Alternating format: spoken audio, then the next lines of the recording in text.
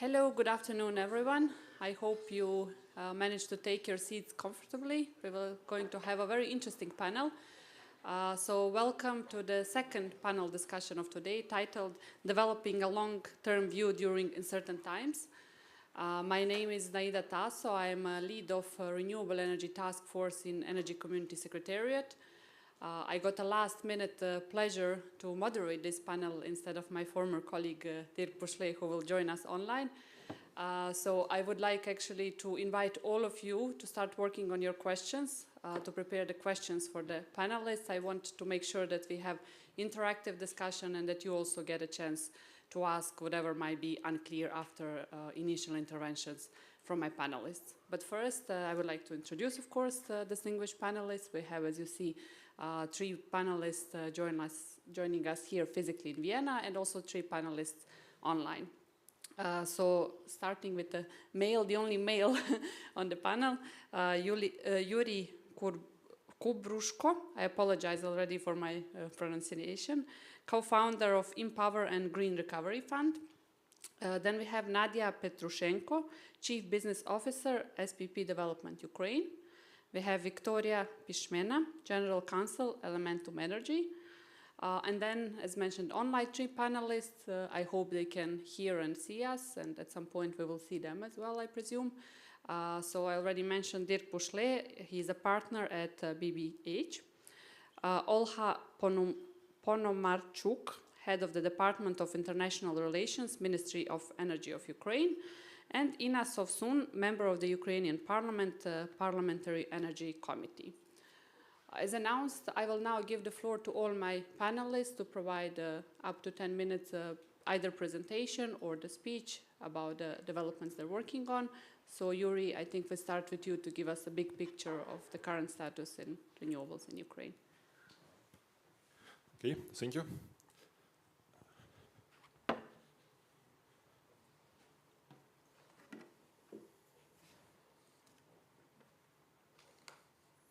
Just 1 second, let's wait for presentation. Yeah, here we go. Okay, so first of all, I will say several words about our fund, just to introduce who we are and what we are doing. It's called Green Recovery Fund. We are a private equity fund in the process of fundraising, which has focus on Ukraine's energy sector and logistics. So basically the way how we see focus and priority areas for our investment, first of all, it's energy infrastructure. It's currently planned as a major part of the fund. Here the focus will be on decentralized energy generation, renewable one, but also just for diversification purposes, we are also looking at biomethane and energy storage. And second area, it's logistics infrastructure. We want to go after, let's say, green energy efficient logistics, warehouses, intermodal terminals, which enhance trade between Ukraine and Europe. We are planning to work with greenfield projects, teaming up, with operators who can be our strategic partners, those who will build and operate, the facilities and will join at ready to build stage. We see mission of our fund not only in bringing in, some financing, but we also believe that we can help facilitating implementation of the projects. First of all, by bringing in knowledge of all our funders and partners, how to develop, let's say, internationally bankable projects which are fully compliant with European environmental, social standards, and in general, are structured, in the way that it will be really easy for our partners and us to raise any international financing. And of course, second area where we believe we can bring in, some difference is helping to structure projects in new way. As you know, Ukraine built quite a lot of renewable energy generation based on feed-in tariff system, which is over for any new projects. So now we are basically entering totally like new era where there is a need to build projects based on corporate PPAs, or potentially maybe just taking, also some limited merchant risk. And actually, as we see clearly, Ukrainian consumers, developers, investors, they usually don't have this knowledge and experience, and we believe that here we can play facilitation role because part of our team are also experienced Polish developers and investors, which did a lot of structuring and financing and construction of wind farms and other renewable projects in Poland over the past 20 years. So we really kind of hope that they will bring, this part also of the experience to Ukraine and help to structure the projects. Just, some high-level picture about current situation. It's just, very simple chart, which shows which capacity we had prior to the invasion and how it looked like, after, several waves of Russian attacks as of beginning of the summer. As you can see, we had, just dramatic reduction of available capacity. 70% of non-nuclear generation was either destroyed or significantly damaged. Part of it is being restored and will go back online. However, unfortunately, we should just, say that missile attacks are not over, and we expect, new waves of attacks during the winter. So that's why, let's say, based on our estimates, whatever will be added to the grid over the next several months is most likely will go out again during next waves of attacks, because, these are all centralized generation objects, and they remain easy target. What to do is just really go for building more decentralized system, adding new capacity. Here on the slide you can see how Ukrainian transmission system operator sees addition of capacities. It's like 10-year plan. We agree from our side, as, let's say, experts, that it makes perfect sense. Therefore, our strategy basically is aligned with what we see here. First 4 categories, PV, solar, wind farms, biomass, biogas generation, energy storage. That's part of our fund's mandate. And then we have 3 other areas which are important. It's hydro pump storage projects, flexible gas generation, and nuclear. In terms of how we see current situation and bankability and implementation of projects, wind farms currently remain the top priority for private sector investors. We see here most of development, many gigawatts are being developed by Ukrainian developers. This is the area where we see most of interest from private investors as well as from IFIs. As you know, EBRD, IFC, some other IFIs, they are already considering providing financing to first large wind projects, which can get financial closing end of this year or next year. So we fully believe that's the right trend. Wind farms have high wind capture price. They operate with modern technologies, quite significant amount of hours during the year. So that's kind of definitely the priority for Ukraine. For solar, it's a bit more complicated. We see a strong trend for on-site solar installations. Many consumers in Ukraine, go forward, with building some rooftop solar, or if they have spare land, adding, 1-2 megawatts near their facilities. Utility scale solar, let's say, it's possible in general, but it's not, let's say, so easy because of low solar capture prices, and because in general, as you know, Ukraine was quite overbuilt with solar capacity prior to the invasion. We had more than 6.4 gigawatt of utility scale solar, which is mostly still available up and running. while wind was lagging behind, even before the invasion. But now, let's say we have like 0.5 gigawatt of operational wind farms which are not occupied and still continue operation. So that's why, like, solar, like, it remains to be seen. Currently, we don't have such projects in our portfolio, but like we're open for future opportunities. Again, mostly in on-site behind the meter installations. Biomass and biogas to electricity.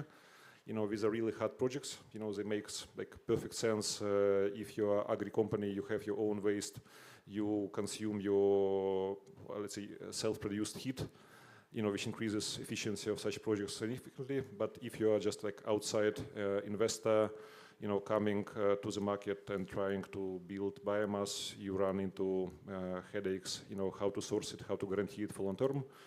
If you go for biogas, it's not competitive really with natural gas. It's more headache to get to the same basic result. So we see that everybody goes for biomethane. That's like obvious normal choice. With biomethane, you can structure bankable projects because you can get potentially offtake after Ukraine, hopefully this year, starts exporting biomethane to European countries. Long-term contracts with European traders, can serve as a reliable basis to get financing for the projects. So we are quite positive in terms of biomethane perspectives. Gas generation, as you know, currently it's highest priority. We saw, the slide of Mr. Shurakov in the first session, how many gas engines are currently being installed in Ukraine. We believe that's like natural and positive trend. Like more gas is available in Ukraine, easier it will be for the system, easier it will be also to absorb and balance renewables going forward. So, like, I think the only question which I have at the moment is really what would be the ultimate scale of gas turbine and gas piston engine additions. Because as far as I understand right now, we are like in this really like active stage because IFIs are helping Ukrainian Energy Support Fund, UN organizations, USAID, everybody is buying shipping gas engines. Active municipalities are running tenders. State companies like Ukrenergo, Ukrenavta, everybody is going after this, like, these projects. But like the question to me, what will happen after that, right? Because these are like all companies and all donors which would provide their support, which would lead, reach some limits, and where we would be after that. Will it be like 1.5 gigawatt, 2 gigawatt, 3 gigawatt, and how much time it will take in real life. So that's why kind of this is the area which remains as a big question mark, how quickly and how much Ukraine will be able to get gas generation. For hydro projects, these are all great projects, but like, they anyway will be done and are being done by state utility, by Ukrenergo. So we don't really see much opportunities for private investors there. So it's standalone. And nuclear, these are really, in our opinion, long-term projects. It will take 10 years, plus minus for, new units to be built and added to the system. So that's why kind of we really believe that for short-term and medium-term planning, this capacity is not very relevant. And this is the last slide. This is like, the snapshot of the current sector trends that we see. First is, as we discussed before, it's decentralized energy system. And here, like, we should also remember that decentralized covers many different aspects. Decentralized are, let's say, wind farms from the point of view of not being easy targets for potential Russian missile hits. It's not so easy to target them, and that's why we had quite positive experience so far in Ukraine. There were no really attacks against existing, wind farms. So security-wise, it's also can be considered as decentralized generation. then any 5, 10, 20, 30 megawatt gas, solar, biomass, wind projects connected to the grid. It's also decentralized energy, but also on-site installations of different types. It's also decentralized. So again, with all trends, with all developments are good ones, but we just kind of need to understand every moment of time which area particularly we're talking about, because these are very specific, different areas with different risks and different financing mechanisms. Renewables, will be clear trend going forward, simply because we have lost, so much capacity that it makes perfect sense to develop renewables in combination, with gas. Flexibility is important aspect, but I believe again, we have quite good chance of getting there with all gas projects, with Ukrenergo projects, as well as with battery energy storage, which is already under construction based on the auctions which Ukrainian TSO conducted. On-site generation is important trend, which, speaking frankly, needs to be carefully monitored going forward, because currently, when everybody goes after energy security considerations and invests in on-site generation, is good for the country, is good for the consumers, is good for security. However, I am more financing guy looking ahead. I anticipate that it can create problems going forward for financing of utility scale projects, because on-site generation, if it's going to develop on mass scale, will mean that a lot of consumers will be disappearing from the grid. They will be disappearing from the market. Market can become less liquid. TSO and DSOs, distribution system operators, will have less volumes of electricity transferred via their networks, while their costs for maintenance of the network, will remain the same. So, grid tariffs will need to go up. That will also, spiral, the reasons why the consumers will decide to opt out, because own generation is not only the chance to be energy independent, but it's also a chance to save money by not paying, grid tariffs. So again, unfortunately, from what I see right now, nobody thinks and nobody talks about these issues. But I believe this needs to be carefully planned, not only by the government, but also by investors and by IFIs and those who are financing projects, because it's something which is not felt right now, but 3-4 years from now, I believe that will be quite important topic for everybody to consider and to manage. Networks will need to be properly developed and rebuilt to provide stable basis for this decentralized renewable/gas generation. And of course, when we talk about replacement or reconstruction of damaged or destroyed combined heat and power plants, we really need to take into account efficient solutions at the level of the cities, how to make system more efficient, how to take into account, for the needs of heat customers. And we believe here, it's huge opportunity to really, do, this build back better, approach, and make sure that at CHP and municipal level, we have very energy efficient modern solutions. That's all from my side. Thank you very much.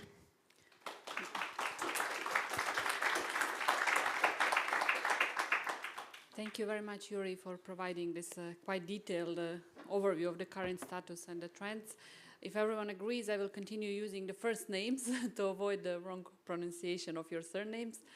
Now I will give the floor to a colleague who is joining us online, Ina Sovsun from the Parliament.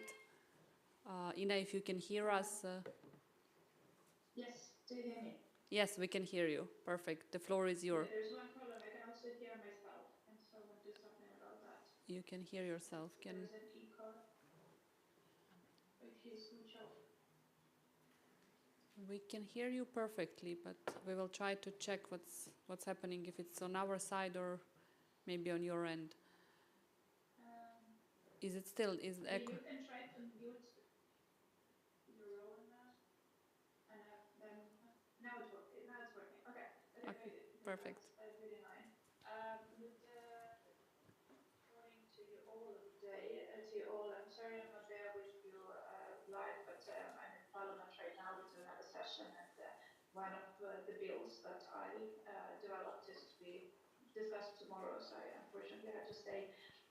and I'm not able to participate live. I also, because the session is ongoing, I didn't hear all the previous speeches. I only heard the last part of Yurii's speech.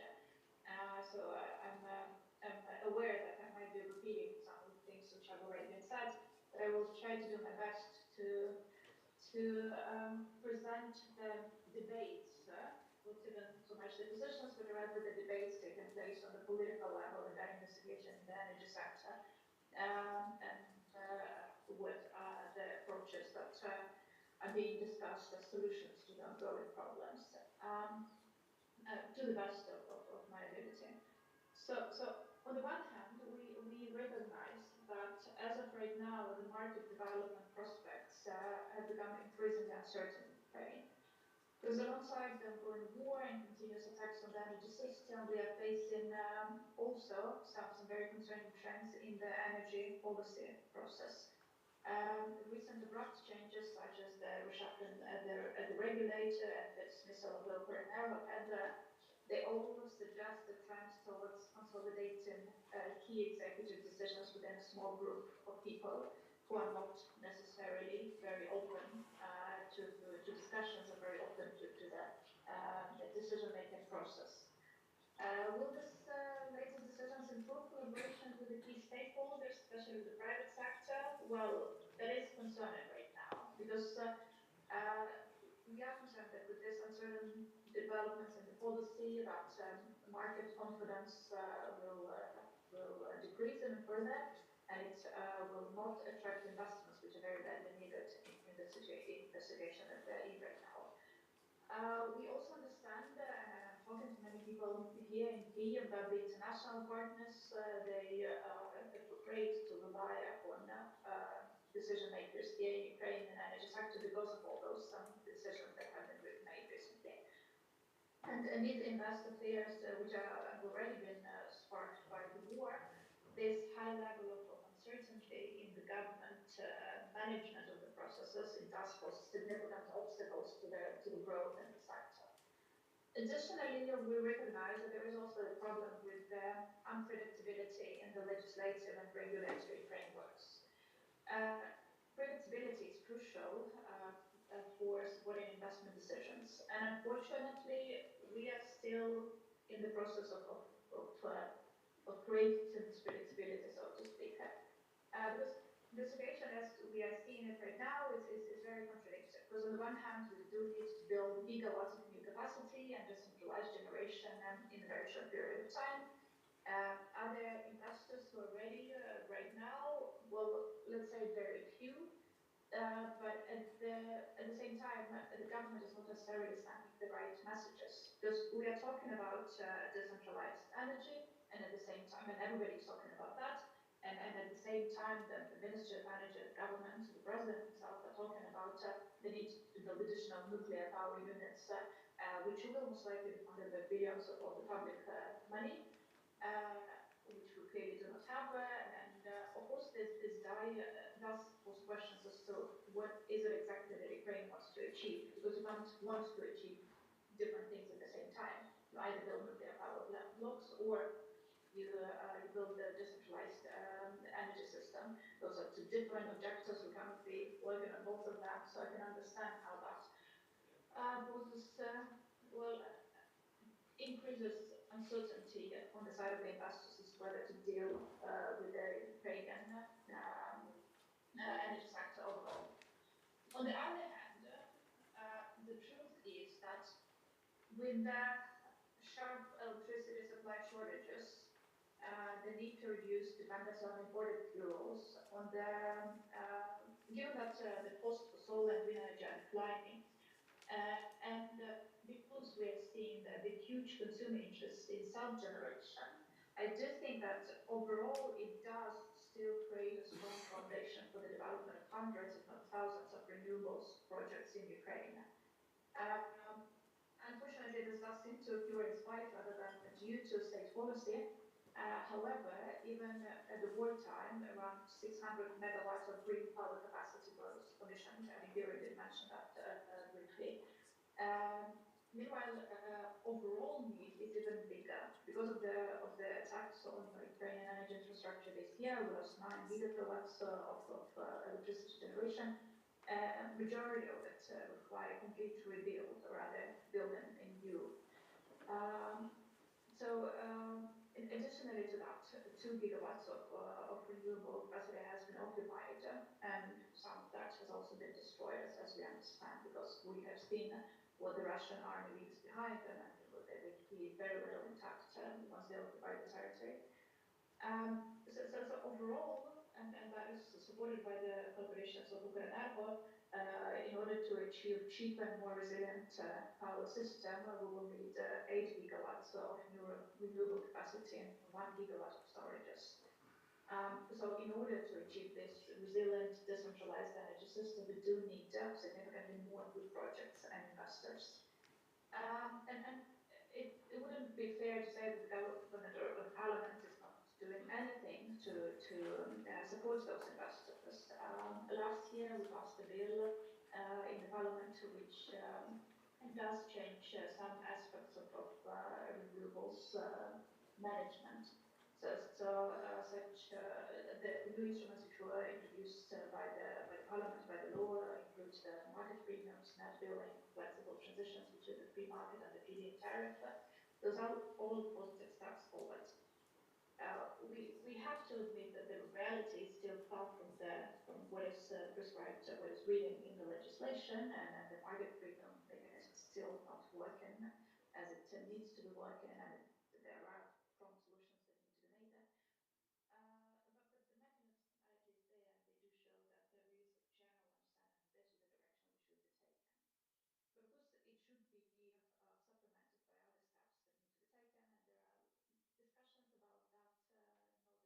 especially about the most significant element of the solution package that we need to take, namely the adequate price signals, which are formed with fair competition rather than decisions of officials or large players. That is something that we still need to be working on. We need to shift away from price regulations and cost subsidies, and there should be a transparent, stable policy and regulation regarding pricing for all the participants. So that is still an issue, that is still a challenge, but we really hope that they will be addressed, at least as I promised in the beginning. I'm talking about the discussions that are taking place, not necessarily the solutions. So the discussion is there, but unfortunately not what the solutions are. And the same goes for addressing the problems with the balancing market. Again, that is another problem which is being discussed, but as of yet no solution has been found. But again, the discussion is very lively. And apart from that, there is another element of why I am, despite everything, hopeful that we will in the right direction, and that is the integration of Ukraine into the EU, because it does have a strong element, a significant element regarding energy policy, integration of Ukraine's electricity system to the EU market. It is crucial both because it is part of the EU integration bill overall, but I also think that implementing those regulations will actually enhance our energy security. So in order to implement the clean energy package, we for some time now, for over a year, I guess now, there were different debates about how to implement that. The bill to implement some elements of the clean energy package have been recently registered in Parliament. It does include the nomination, market coupling, and some other technical issues. We very much hope that this first step will be made pretty soon, and then we will proceed further into integrating other elements of the EU regulations into Ukrainian legislation as well. So given that the deadlines for that are very specific, they're set for, well, we have about a year and a half to implement all of that, and then given that this part of the job Ukrainian Parliament actually does well, I very much hope that most of the EU regulations will actually be adopted as part of the Ukrainian legislation, and they will, despite all the problems I mentioned mentioned in the beginning, that they will actually work to ensure predictability and transparency in the energy policy in Ukraine, and that will, after all, attract investors that we very badly need in Ukraine right now. So the need is there. There are people who are willing to help as much as we can. I'm always willing to help myself, Anastasia, Yurii, they have my contacts, and I'm always willing to help in any way possible as a member of parliament. Now, so I'm still hopeful despite everything, and I very much hope that despite all of those problems, the investors will see Ukraine as a huge market, not just as a charity case, and that together, based on those principles of transparency, we will rebuild the Ukrainian energy sector. Thank you very much, and sorry again for not being there live. Thank you very much, Ina. I hope you can hear the applause we're giving you. Thank you very much for the inspiring words, and thank you very much for taking time on your break during the parliamentary session to join us. I will just ask maybe quickly one question if Ina is still there, because maybe we will not have opportunity afterwards. You mentioned that discussions are ongoing to support the transposition of clean energy package, including electricity integration. Package. You mentioned also the Green Transformation Law, which was adopted last year, which set the basis for many aspects when it comes to renewables. Maybe you can just briefly share with us if there are some ongoing initiatives or something new that we can expect related to the implementation of renewables and to finalization of transposition of Renewable Energy Directive. Apart from the bill that I did mention about the transposition of the clean energy package, there is no other legislation in development, something that would be ready to be submitted to the parliament. There are some ideas which are being discussed, but I can't say that they're ready for registration in the parliament. So I suggest that at this point, just follow up on what is happening with this bill. The primary author is Andriy Lukanen, and there are multiple other MPs who joined there. So that is the main bill. If you do have any suggestions as to how to improve that, or if you see some other problems that urgently need to be dealt with, maybe that can be done with the scope of that bill.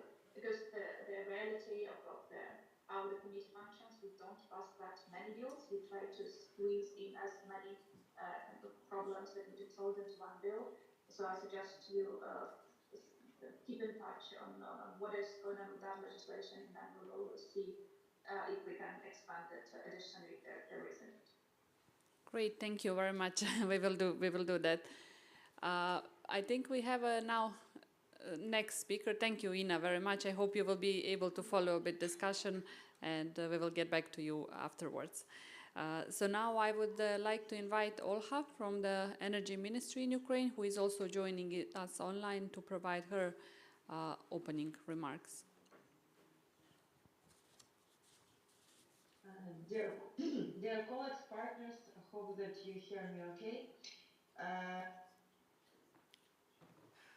Really, I heard a lot of valuable information from previous speakers, and in my speech I do not want to repeat, but sorry if I do so. So I will focus on the main state policy aspects as in my intervention. As for now, we have got more than 1,000 attacks on energy infrastructure since the year 2022. This includes 900 strikes on substations and power lines, more than 200 attacks on generation facilities, and 20 attacks on gas facilities. Of course, these daily attacks cause damage or complete destruction of energy facilities, and currently we can say about loss of more than half of our generation facilities. It is also worth noting that during the last massive attacks, which took place on August 26th, there were damaged many critical substations for providing energy from the nuclear facilities. and it really posed a big threat for Ukrainian nuclear safety. As a result, nearly 1 million of consumers were left without power, and afterwards it caused emergency shutdowns impacting of more than 6 million people. In response to all these challenges, the Ukrainian policy consists of the following. Of course, it is the strengthening of facility protections. So this includes air defense and the passive protection for substations. It's repairing damaged infrastructure. It is expanding distributed generation, and it is providing the critical generators for all the regions. For the winter 2024-2025, Ukrainian energy companies need urgent support for their restoration efforts. And currently, the distributed generation projects with total capacity of 1 gigawatt are under development. In the meantime, currently there is a need of 114 million euros for another 228 megawatts of capacity, and 120 million euro for leasing two floating power plants with capacity of 230 megawatts. But such solution can quickly enhance our power supply. Despite these repairs and new projects, we of course expect that there can be energy deficit in our energy system, and it is crucial to increase the import. And maybe 1 hour ago, I have heard happy news that Ukraine and EU agreed on the increase in the import to 2.2 gigawatts of electricity.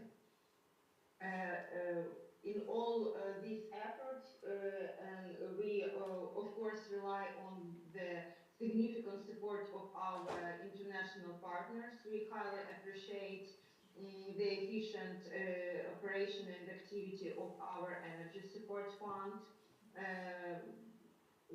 Since its launching, it accumulated more than 700,000 million euros, and significant portions of these contributions were allocated for distributed generation. It included cogeneration units and gas turbines, which are located and spread all over Ukraine. And from the beginning of the war, we also received more than 1,500 shipments and 20,000 tons of very crucial energy humanitarian aid. And it included important equipment such as transformers and generators. This support was provided by more than 36 countries. There was already said a lot about the importance of decentralization of our energy sector by the previous speakers, and the ministry also highlights its importance because the war has underscored the vulnerabilities of the centralized energy system, which is reliant on large power facilities. And of course, in order to mitigate future risks, it is important to build a network of small capacity energy facilities. And the Ministry of Energy of Ukraine supports decentralized energy by developing tools that enable communities, industries, and businesses to install additional capacities to meet all their local needs. This decentralization is central to Ukraine's energy strategy, which was presented last year and which promotes smart grids, distributed generation, and increased renewable energy integration. Despite all challenges as of mid-2024, we had 9.8% of renewables in our national energy balance, and hope that this figure will rise. Moreover, the National Renewable Energy Action Plan envisages increasing the share of renewables to 27% till 2030.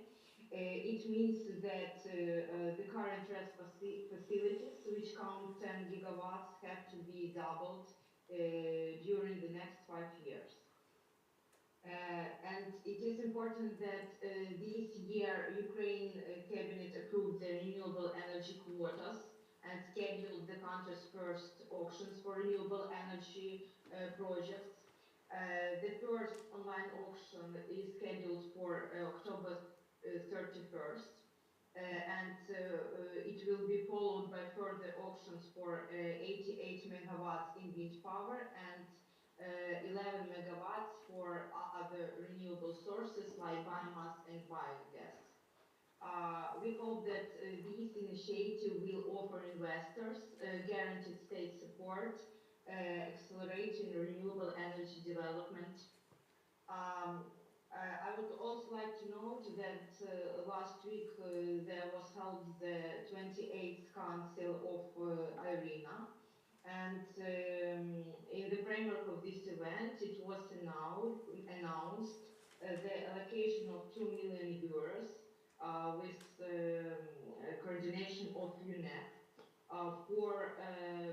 for building of additional 30 megawatts of solar capacities in Ukraine. So it can be like a successful case of our Ukrainian cooperation with IRENA.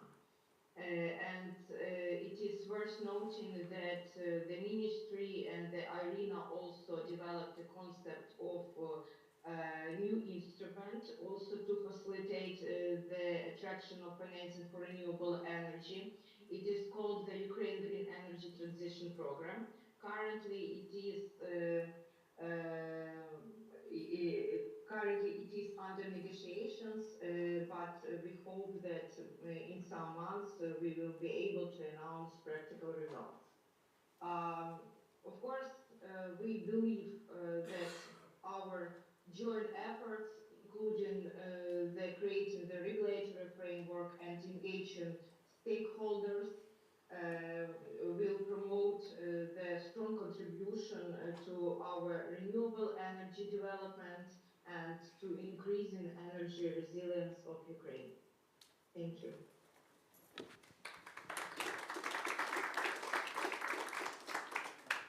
Thank you very much, Olga, for your intervention and the detailed information. We from Energy Community Secretariat, of course, are also happy that we can contribute to our fund, where we collected more, as you mentioned, more than 700 million euro to support Ukraine in the time of crisis. Olga, as you mentioned, the destructions are enormous, and there's more than ever need for new renewables capacities. I will now give the floor to our next online speaker, Dirk. I hope you are with us and you can hear us. And I will ask you to provide us with a bit of information what Ukraine can do to boost private investments in renewables. Thanks a lot, Naida, and good morning to everyone in Vienna. I have maybe bad news to start with. I will not be visible. I had a perfect testing with camera, but somehow my camera got kicked out. But I hope you can hear me well, and this may be more sounding like a podcast than a video intervention. But in the end, it's the content that matters. And despite I have been changing jobs recently, I am still with the Ukrainian renewable sector and all of you in promoting further investments, as we heard from several speakers before, which are so desperately needed right now and going forward for the notion of building back better. Actually, we are discussing right now a very concrete instrument for that with the European Commission. I will come back to that a little bit later, together with a group of researchers, investors, and policy makers. But let me start maybe with the notion of building back better, because we've been talking about this already in all of the previous interventions.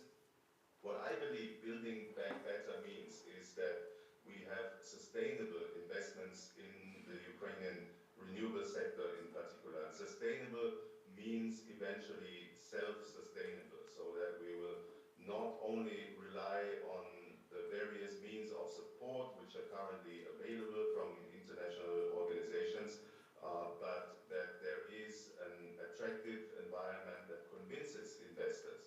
And now, even during the war, under the severe conditions and the severe risk perceived by the war, will attract investors to Ukraine and not to other places in the world. And for this, of course, we have been discussing over the last couple of years and of legacy issues that still need to be addressed. And we've been hearing today about them, for instance, by Ina Sofsun, who is working really tirelessly on the improvement and the further development of the legislative framework for renewables in Ukraine. Despite all that, despite the integration into the European market that's coming up, I think we still have a lot of work to do to reform the market across all the segments and get the price signals right from these segments. So that does not only mean that renewable energy participates in all the segments of the market on equal footing, but also is participating as a part of a true merit order, which should of course be attractive to renewable energies. And we have all the legacy issues there still with regard to the PSOs that need to be reformed, etc. But that is probably something that will indeed benefit from a true European integration, because the standards and norms will set maybe more powerfully by all the bodies in charge of a European market than if it's left to a Ukrainian market and the governance of that market alone. I think also, and we heard from Olga about the upcoming auctions. That's of course a very good thing. Auctions are indeed needed to show that there is the willingness and the means of the Ukrainian government and eventually its population to support more renewables getting built and getting online on the grid as well. But the lessons from the past is that the trust in this kind of support system is still limited. A lot of that has to do with the experience with the guaranteed buyer. I think it is high time that there is a guarantee of the guaranteed buyer's obligations towards renewables, a backstop when we would run again into the same issues that have affected the guaranteed buyer's credibility, bankability. So I think we would need that guarantee, probably from an external source for all the obligations that the guaranteed buyer assume. I also believe we still have to go a step further in tariff reforms. Yurii mentioned, among several things, how important it is also that the grid development needs to keep the pace of the development of decentralized renewables, and probably we'll have to do more here to make sure that the tariffs can reflect these investments, and of course cannot reflect them as, in Europe it is called now, anticipatory investments, but also make sure the tariff remains socially acceptable. So in Germany we're working now on something that's called an amortization account or an amortization fund, where these investments in the grid, but also in ancillary technology like storage, etc., is being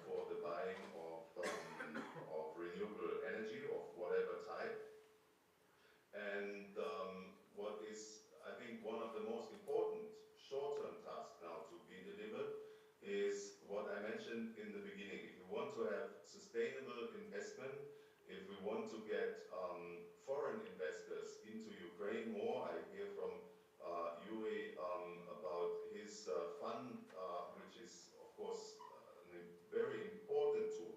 But I think if you put yourself in the shoes of an investor who has the entire world as their playground to invest, and where, unfortunately, the notion of solidarity and charity, on which nobody wants to rely anyway, but this is probably coming to an end. And that is a sad reality. As longer as the war takes, it is becoming, from an investor's perspective, also to some extent business as usual. So not only does Ukraine have to go the extra mile to keep itself attractive despite the burden of the war risk, but also we need to probably put efforts into providing advice to investors to navigate them through the jungle of what's available in their support, both on the Ukrainian side, but also on the international side in terms of financing, in terms of insurances. Indeed, there are plenty of opportunities, but it is, if you look at it from a helicopter view, and if you compare your options on a global level, it is very hard to see, as from an investor's perspective, why Ukraine makes much more sense than any other jurisdiction. And I think there we need to perceive the advice provided to investors as almost a public service. And that's what we are discussing with the European Union, with a group of partners, and we have also teamed up with the Ministry of Energy and the Ukrainian Parliament for that purpose, how we can influence the risk perception of Ukraine in a positive way for investors that don't necessarily have the times, the needs, the incentive to study the Ukrainian case closer and just stop short at taking a decision to go towards easier jurisdictions. So I think there, indeed, we need, at least for a short period, for the period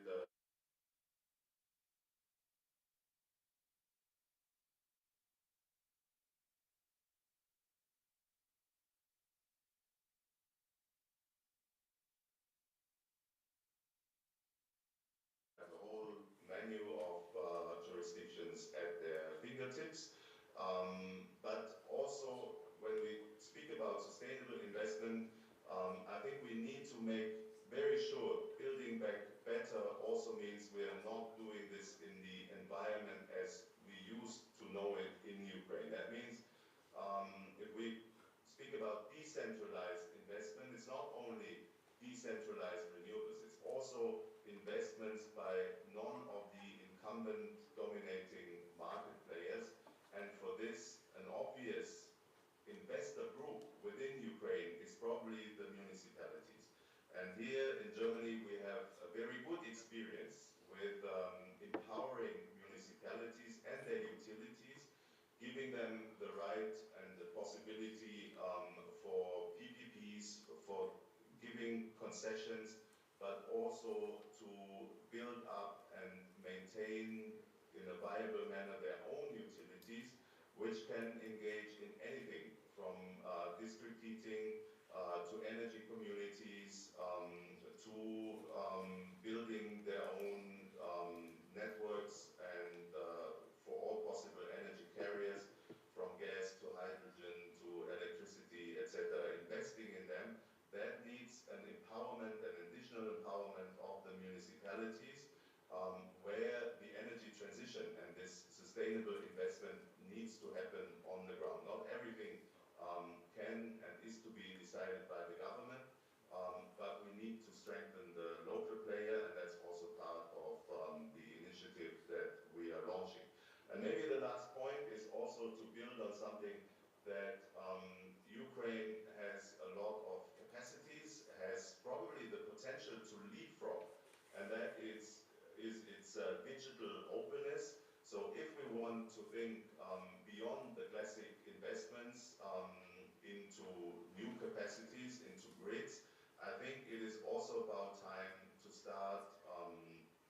thinking about aggregation, not only mechanisms, but also the companies who will do that. There is a lot of decentralized solar PVs now being built. There's a lot of storage also on a small scale that's being built and that can benefit from aggregation. We probably can, in the future, also develop more into energy sharing mechanisms and programs where the level of decentralization, the level of independence from grids will further increase. And I think this is another area where right now the groundwork can be done to make sure that Ukraine's future energy system is not only much greener, is not only much more decentralized, but immediately starts at a level where the rest of the EU, the rest of the world is only heading towards, and which will benefit Ukraine in terms of more investments, in terms of smarter usage of these investments, and in terms of coming out of this war with an energy sector, with a transformation sector that is not depending on the same players as it used to be in the past. I stop here and look forward to the discussion. Thank you.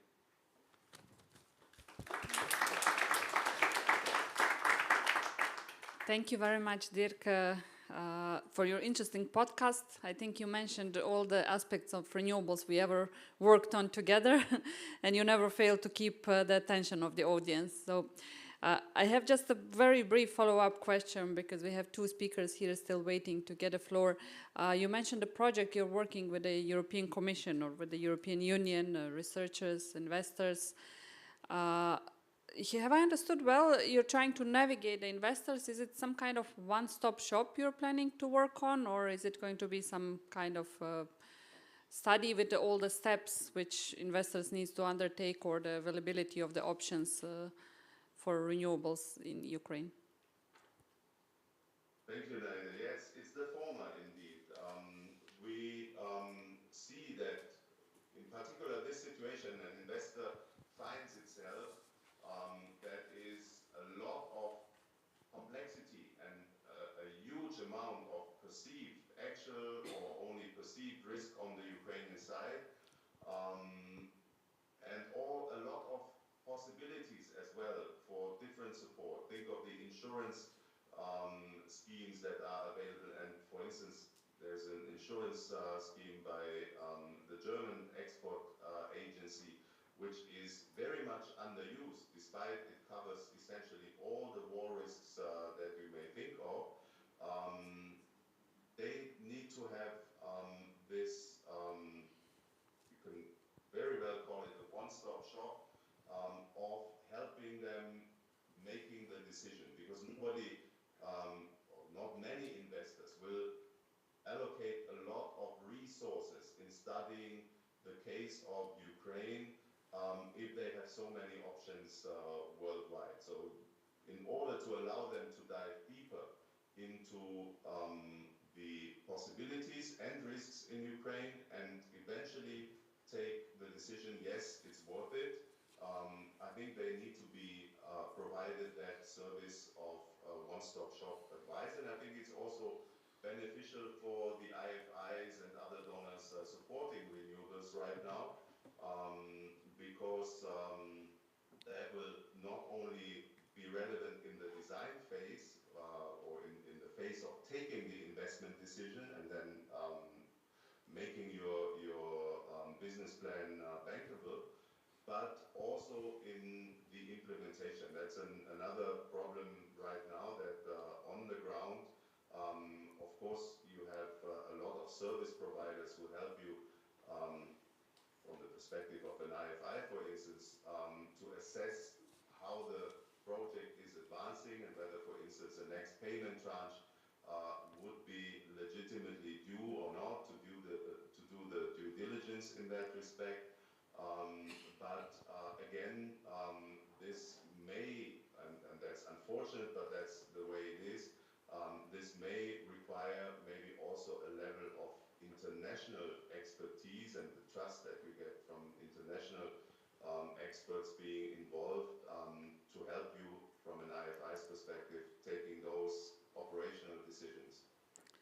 Thank you, Dirk. We're looking forward to see the results of that project and to have real life one-stop shop in Ukraine. I will now turn to two speakers here, finally, to hear your opinions. Nadiia, everyone mentioned decentralized solutions as a priority, so I will give you the floor for your opening remarks and to brief us on the options for self-consumption compared to... Thank you so much. I think someone has to unmute Vienna. We are muted, it seems. Okay, do you hear us now, Dirk? Yes, perfect. Thank you. Okay, great. Thank you. Okay, I will do opening remarks and we can discuss about self-consumption and generation facilities, yeah? Thank you.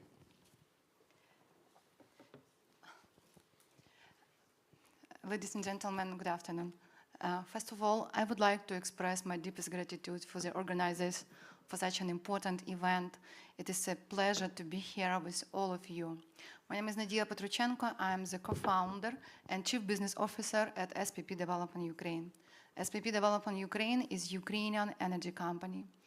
We take pride to be at the heart of Ukrainians' energy transmission way, which we have right now in our country. And our investment goes beyond mere project participation. We are investing in the nation's future, aiming to position Ukraine as a pivotal player in Europe's carbon footprint. We are a full-cycle energy company which providing energy solutions from the project development to construction and operation. From the analyzing the technicalities of power supply schemes to forecasting consumption patterns, we ensure our projects are holistic, precise, and designed for the future. We have three focus directions. First is development. Regarding the development, considering our affiliation in all aspects of energy production in Ukraine, we have focused on the battery storage development. In the meantime, we support Ukrainian path to the distributed generation by actively deploying robust solar and wind projects nationwide. And I would like to emphasize that wind and solar projects in Ukraine is not just a new idea, it's a must-have strategy to secure the community where that electricity source. Regarding the EPC, our company currently, despite the ongoing war, we continue development and operation. Currently, we're building more than 45 megawatts generation, and it's not just about power. It's about essential needs. It's about food. It's about healthcare and another essential needs that communities rely on. Regarding the maintenance and services, our another department. When the war escalated in 2022, our first priority was to secure the safety of our people and the uninterrupted operation of over 100 megawatts under our care. And I'm incredibly proud to say that we faced the challenges head-on and emerged stronger. And currently, our company working on the energy sphere in Ukraine deeply, and we are involved in all aspects. That's why we understand that Ukraine right now is a pathway to change our not only energy security, but our landscape and our shift. And we envision that future open by collaboration, open dialogue, and shared objectives. And I hope that our today's discussion and another events which we have right now in Ukraine will be one of the pieces in order to pass the journey successful. Thank you so much.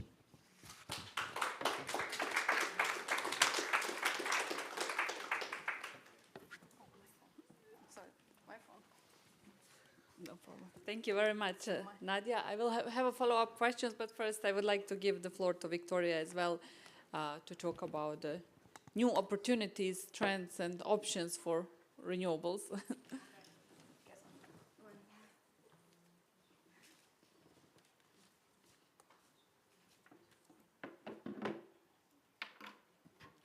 So let me just tell you a couple of words about our company. Currently, Elementum Energy is the largest renewable energy producers in Ukraine. We own and operate 28 solar farms and also one wind park. And during the last 2 years, we basically concentrated on two big projects. First, we managed to complete the second phase of our wind park during the full-scale invasion. It was a hell of a project. It was super complicated. It was super costly. It was risky. It was delayed, but still we managed to commission this second phase despite the ongoing challenges. And probably we can hit the next slide. That was the first focus. And the second focus was to ensure that we take the opportunities that were granted by several regulations relaxation efforts.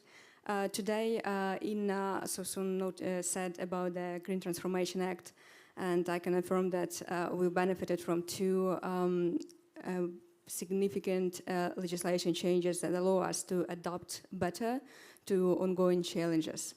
Could we? Oh, okay, I could. Thank you.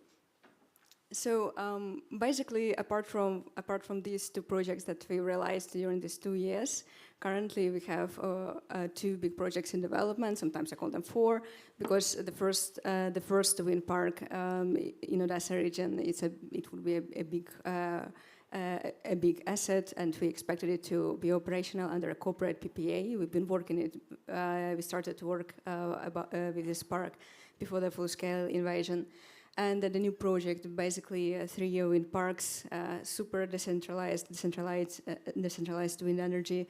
And we're also trying to find the best financing and other options to implement it.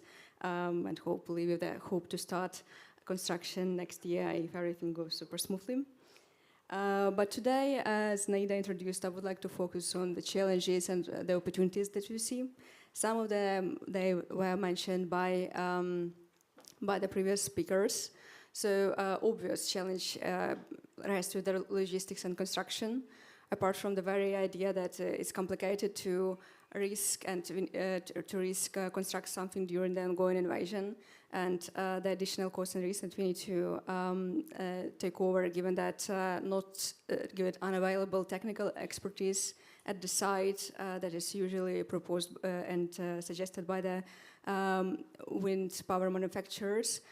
We also need to figure out how to actually deliver the components of the wind turbine to the plant, to the site.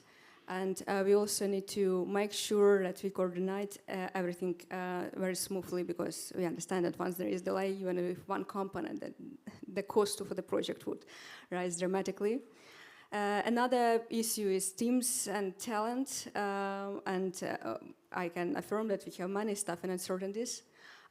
It is one of the initiatives that we are seeking support is to ensure that the renewable energy players with sufficient capacity, they can be considered as a critical infrastructure, and they can allow to book 100% of the male employees. We understand that each new project is a time-sensitive matters, and delays are super costly. Therefore, it is really important for us to understand that we can ensure the availability of the skilled personnel at the site, but our plans and also at the plans of other developers that are planning to start constructing next year. Another obvious challenge is grid and market. So I noted from the presentation of the previous speaker from a Minister of Energy that there was 900 strikes at the substations. That is a huge number, and we also have no predictability of what would be the next challenges. Currently, what we observe is that there is curtailments. Sometimes they are more frequent because of course, they should be more frequent after the massive attacks. But what we're also concerned about is, since we are concentrating on investing into the projects that wouldn't be selling electricity to the guaranteed buyer, is that the curtailments are high compared to the curtailments of renewable energy producers selling electricity under a feed-in tariff. As I said previously, we have several pilot projects, and we try to sell electricity taking the merchant risk. And what we observed that curtailments are much more unpredictable compared to what we have being the member of the balancing group of the guaranteed buyer. And the market is also unpredictable because we have these price floors and price ceilings, and we don't have understand what would be the long-term strategy of the government in relation to that. So it's kind of tricky for us to figure out how to plan for many years ahead. The last one is rather common sense thing, and I believe that many speakers already covered that. So first, we like one success story. We already have 3 success stories of completing the wind parks during the full-scale invasion, but we still don't have this success story when the project started during the Russian aggression and ended. So I believe that once we have it, it would provide this signal and increase the attractiveness of Ukraine that, as speakers also said, needs to be keep a hold, and many stakeholders need to be concentrated on promoting it. And since that conflict is prolonged, we also understand that there is a higher risk of material adverse changes in regulations. We already very wary of the idea to implement this mandatory fee for under the technical conditions for current projects. This is super expensive, like 10,000 euro for 1 megawatt of capacity.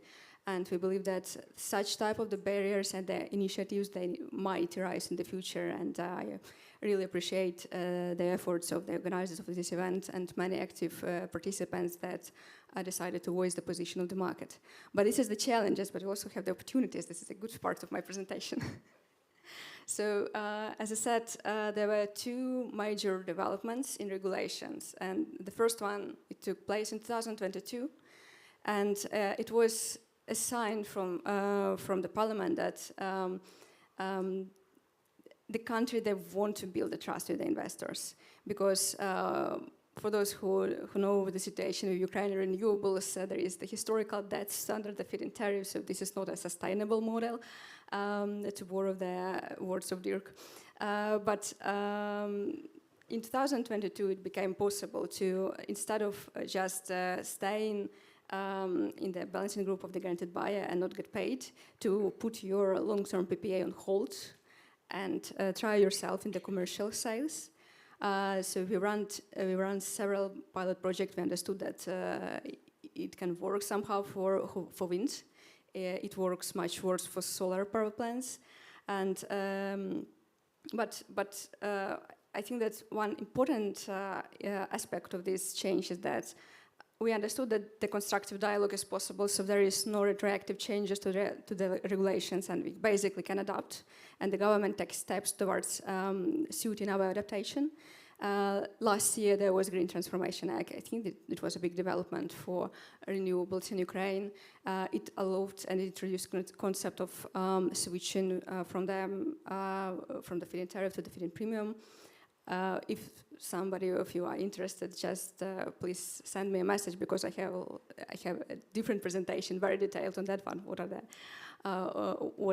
cons? What are the pros? Where are we now? So this is the topic that I covered for pretty much each event that I participated this year, but I don't want to focus on it now. So the new opportunity is basically adapting. So what are the team is working right now?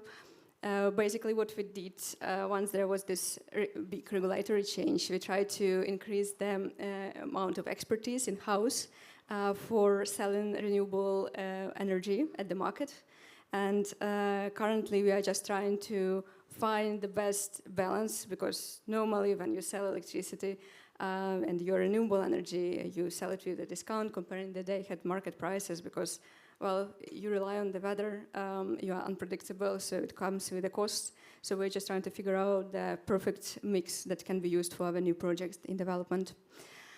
We are really happy that the work, despite the invasion, the work on integration and harmonization with EU regulations is ongoing. And that there were development not only in renewable energy sector, but basically alignment with EU climate objectives. We like that in many presentations there is this focus on decentralized and renewable energy, but of course we want not only the focus as proclaimed goal, but many practical steps, understanding who would be the green, basically the green advocate for renewables, who can understand the issues that we face, who can be in a constructive dialogue and help us to promote the initiatives that we have. And finally, this year was the year of the launch of the guarantees of origin in Ukraine. For us, this again was a very good sign because from our experience operating the portfolio of renewable energy assets in Ukraine, we understand that for the next projects, we probably want to limit the reliance on the government as much as possible. So when we have several sources of income, apart from selling electricity at the markets or to a party under a corporate PPA or whatever model of sales we decide to pursue, it's important for us to understand that there is another source, and we also looking much forward into further steps when the regulator can certify and pass the audit for guarantees of origin transformation, and we are observing this trend very closely. So if the organizers asked me to be optimistic during this presentation, so hopefully we proceed to the next year with the good news that we made a final investment decision and we decided to implement at least 2 big wind projects. If we are super lucky, then maybe 3. And fingers crossed, I think it would be achievement in itself if we start construction of the wind parks to help Ukraine to just make it energy more decentralized next year. Fingers crossed for that. Thank you.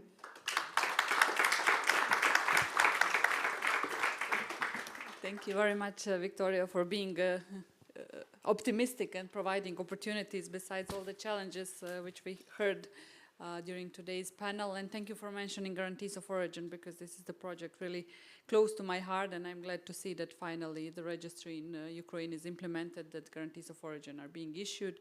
And I'm looking forward to continue supporting Ukraine and other countries in the path of the recognition of guarantees of origin in EU, which I believe is also important aspect.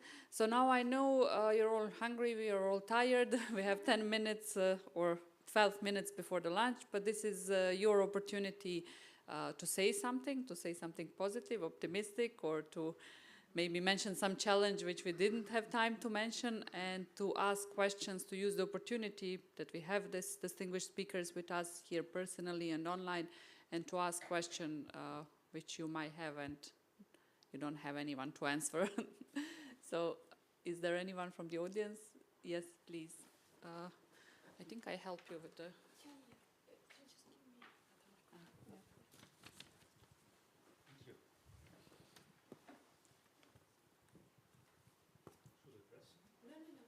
Okay, thank you.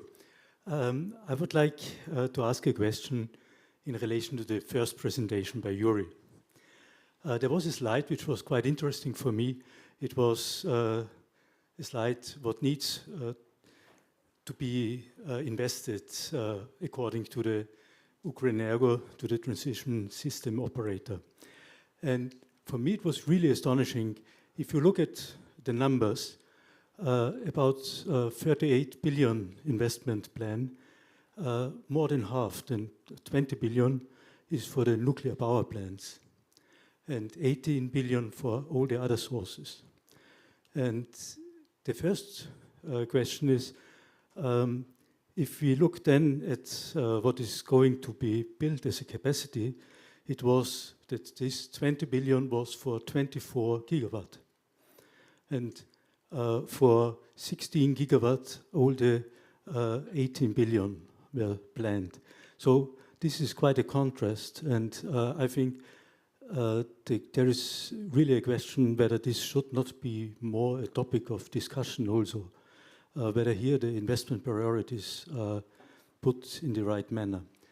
And relatedly, second also, I think there was only not even 1 billion for battery energy storage systems. And especially I have the impression there is no discussion at all about large grid-connected energy storage systems, like for instance the Hornsdale Power Reserve in Australia, which would be some option, or one option, which should be also considered.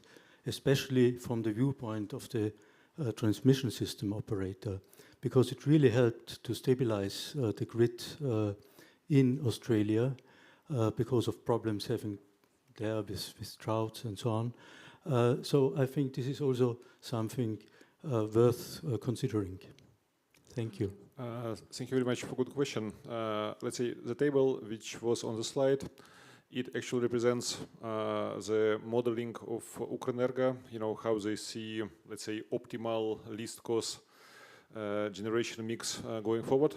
Of course, there is natural limitation to this plan being financing, because just the fact that TSO sees development of capacity in such way does not mean automatically that banks, investors, IFIs share these views. So that's actually the real reality check will come from this side. So if this vision of Ukrenergo is shared by financing institutions, then there is chance to build what is there. If, let's say, they are skeptical about some parts, like I'm skeptical about nuclear, speaking frankly, and if others are skeptical too, then it simply will not be implemented and will be replaced in the energy balance of Ukraine by, let's say, additional capacities from gas generation, wind, solar. So, speaking frankly, nuclear is it's hard question in general, because it's centralized generation. It can be still target for very, let's say, dramatic missile attacks in case of aggression. Let's say with a highly intensive capex projects, hard to implement. Especially in Ukrainian context, with all, let's say, challenges and lack of resources to go after everything in parallel.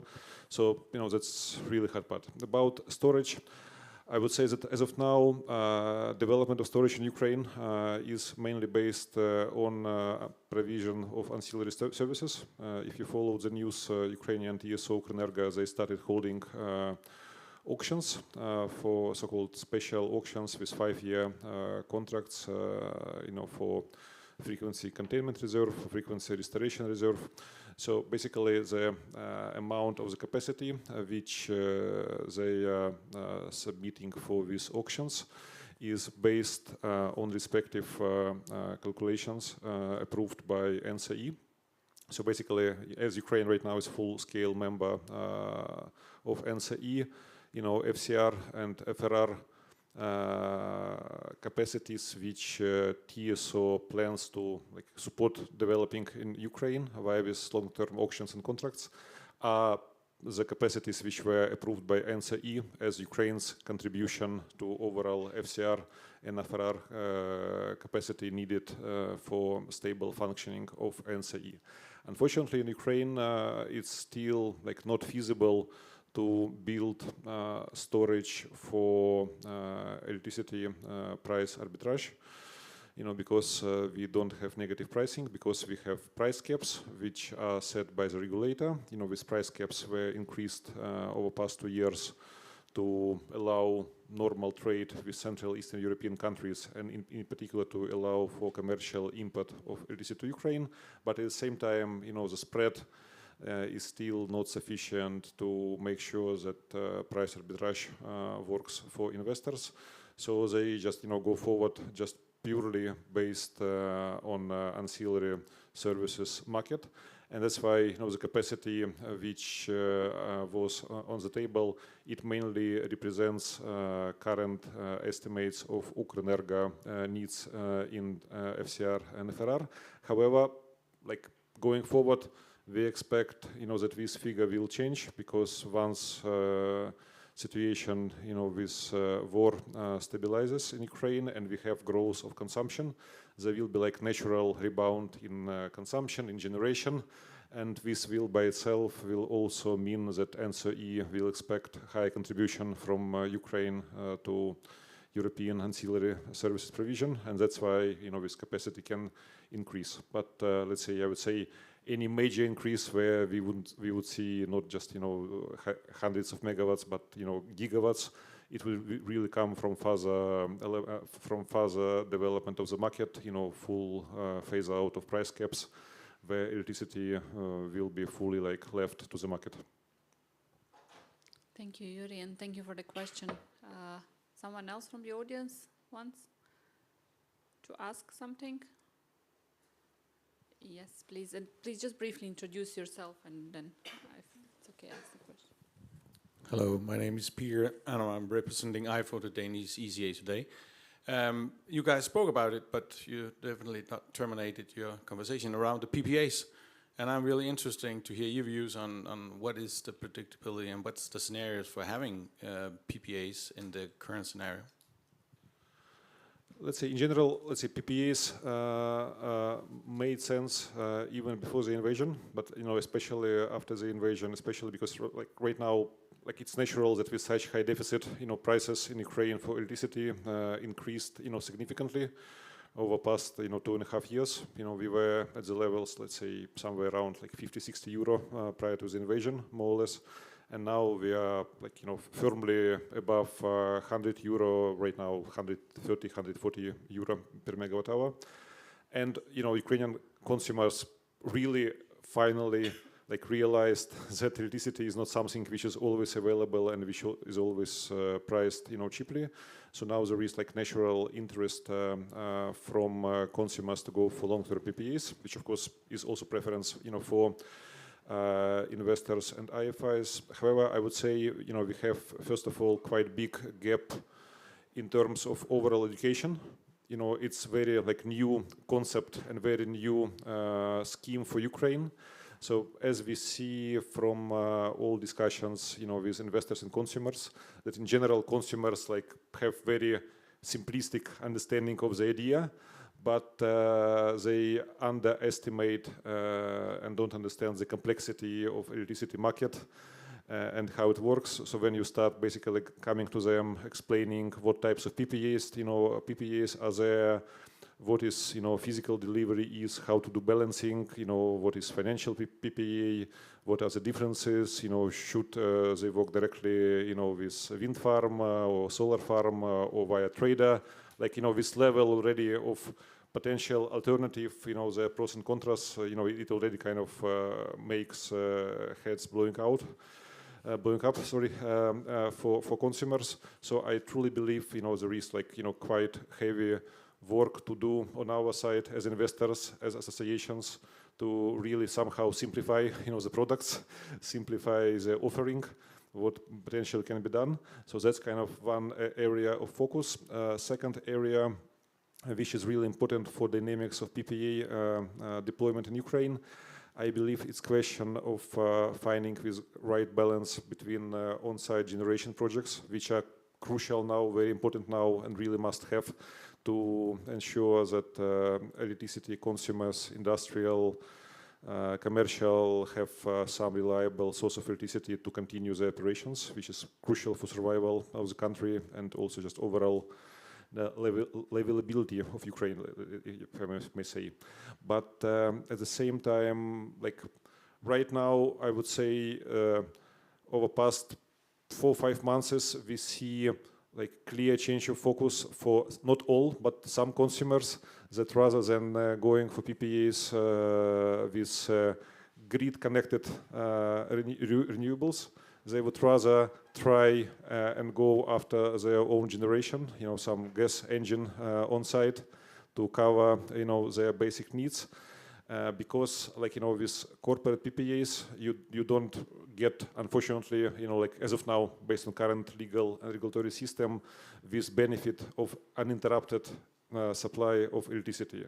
So, even if you have, wind farm, 10 kilometers from your factory, but just the fact that both of you are connected to the grid and you go via the grid, and if there is curtailment for natural reasons because of some emergency or because of some missile attacks, and TSO just limits electricity supply in this node of the grid, the consumer will not get electricity even if power plant, is clearly visible, from the office. And that's, I think one very important aspect which holds back consumers from really going actively after PPAs. That's why, as associations, as our EU association, as Wind Association, we are trying right now to come up with some alternative solutions, using also guarantees of origin that would provide incentives for off-takers of electricity from newly built renewable power plants and the PPAs, also to get some, let's say, special treatment in terms of uninterrupted supply, that DSOs and TSO will take into account that this consumer signed long-term PPA, that it helps to build wind farm, which is 10 kilometers from there, and therefore it should get some, again, better treatment in terms of priority for disconnection in case of any curtailments or problems with the grid, so something like that. So I would say, I'm a strong believer in PPAs, but there is like still educational and regulatory work to do to really roll it out on a countrywide basis. Like, it's possible right now to do several PPAs. There are still consumers who are interested, there are investors who will proceed, but like to really make it not 5 or 6, but make it, 20, 30, 40 is still a lot of work to do. Thank you, Yurii. I actually have this question on my in advance prepared list, so that's why maybe you were so detailed in answering. I think we have plenty questions open, but I would invite now you or Anastasia, I would invite you for a lunch and maybe we continue our discussion over there and you can ask questions, speakers over there. Thank you very much for joining and thank you for the speakers.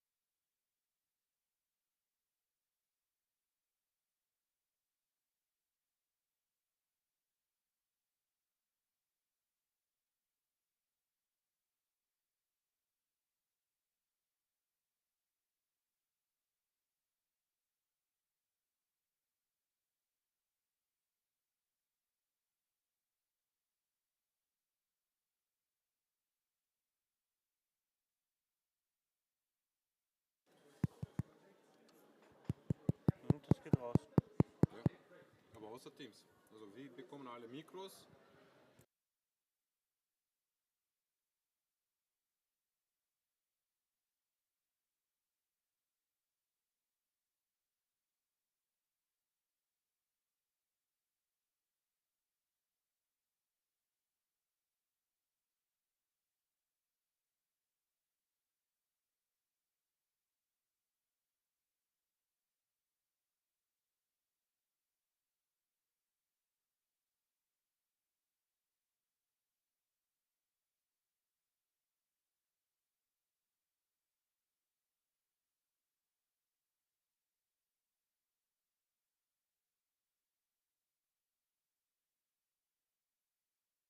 Jetzt am Nachmittag brauchen wir kein Online.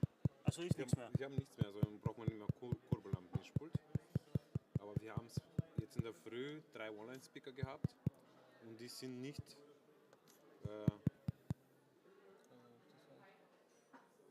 Also das ist wirklich der Teams-Channel.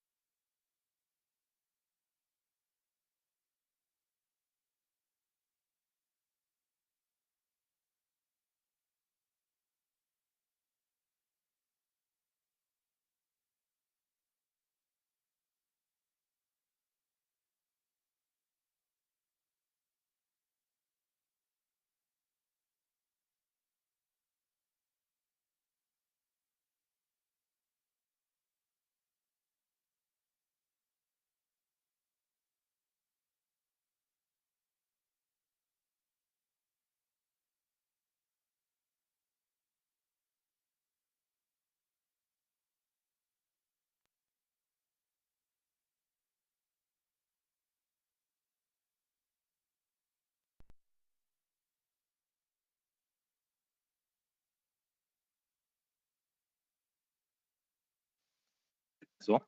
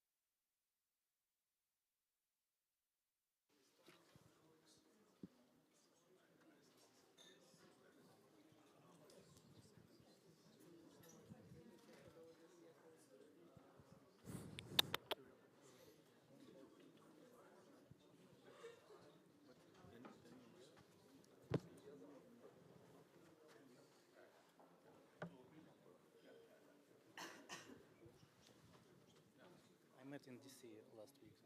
Okay. It's really interesting. So we'll make the countdown, okay? We'll make the countdown. Okay, we will wait, yes? But you are based in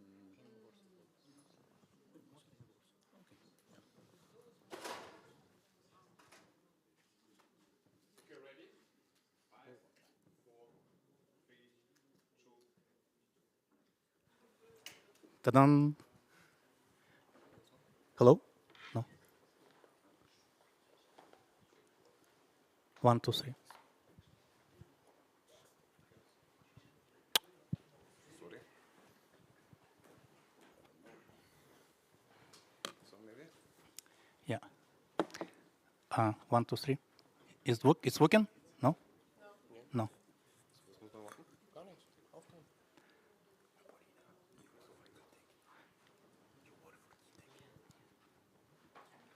The device tied, so I can imagine what about people, particularly after lunchtime.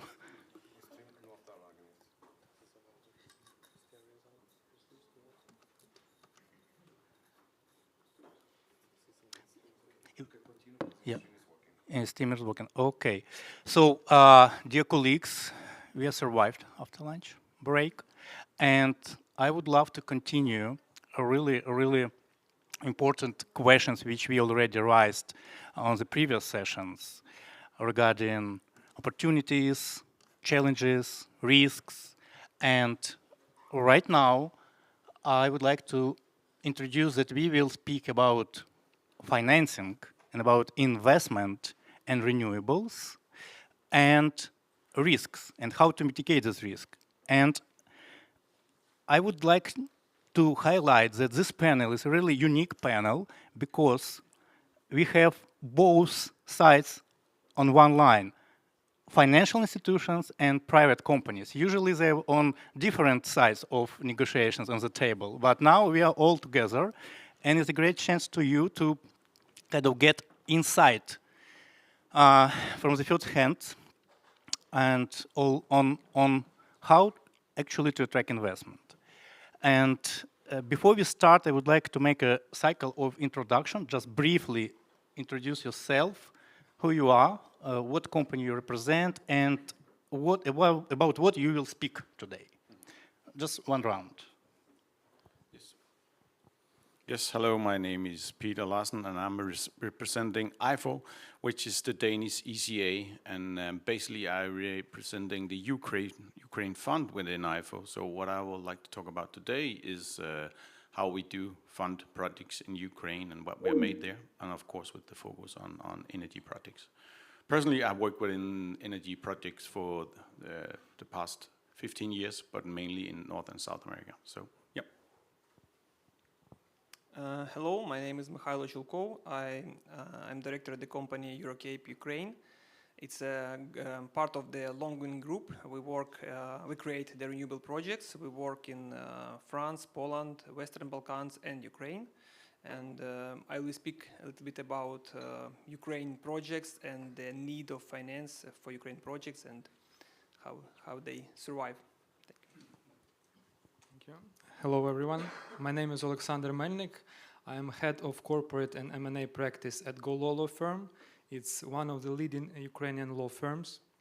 We provide solid legal assistance to business, both international and Ukrainian, and energy is one of our key sectors. And today I will be speaking about how to prepare your renewable energy project for attracting financing and what is bankable project, how it looks like, what do you need to do in order to become a bankable project.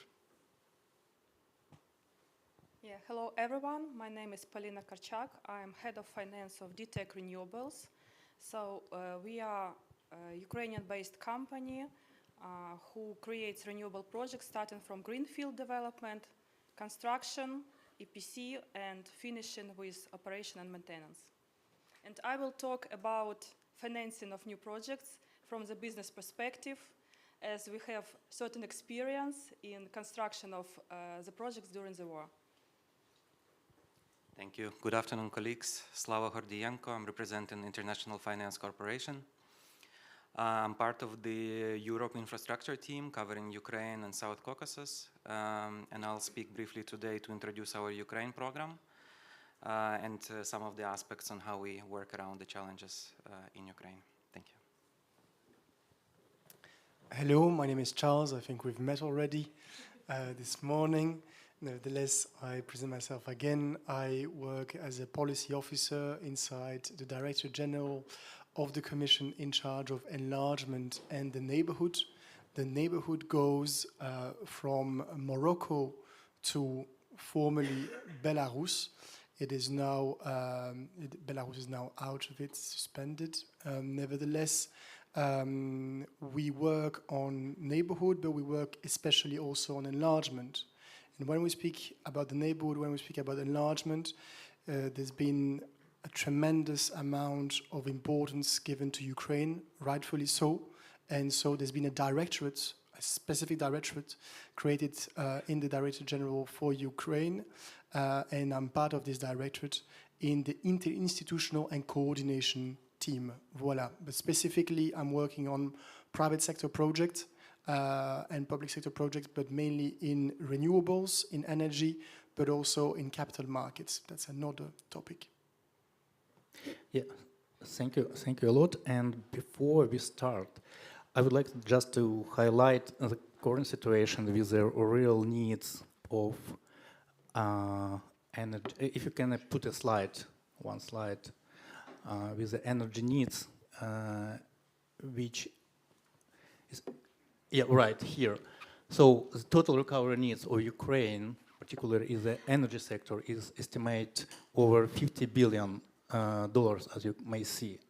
And today we will elaborate, it's on the right side. On the left side, you see the kind of directions in renewable energy where Ukraine would like to kind of put the efforts, and European Commission definitely support us with these efforts.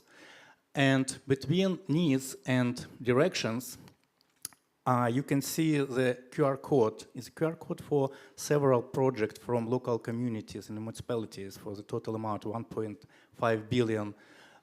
It's not enough, but it's a small piece of project pipelines which Ukraine has.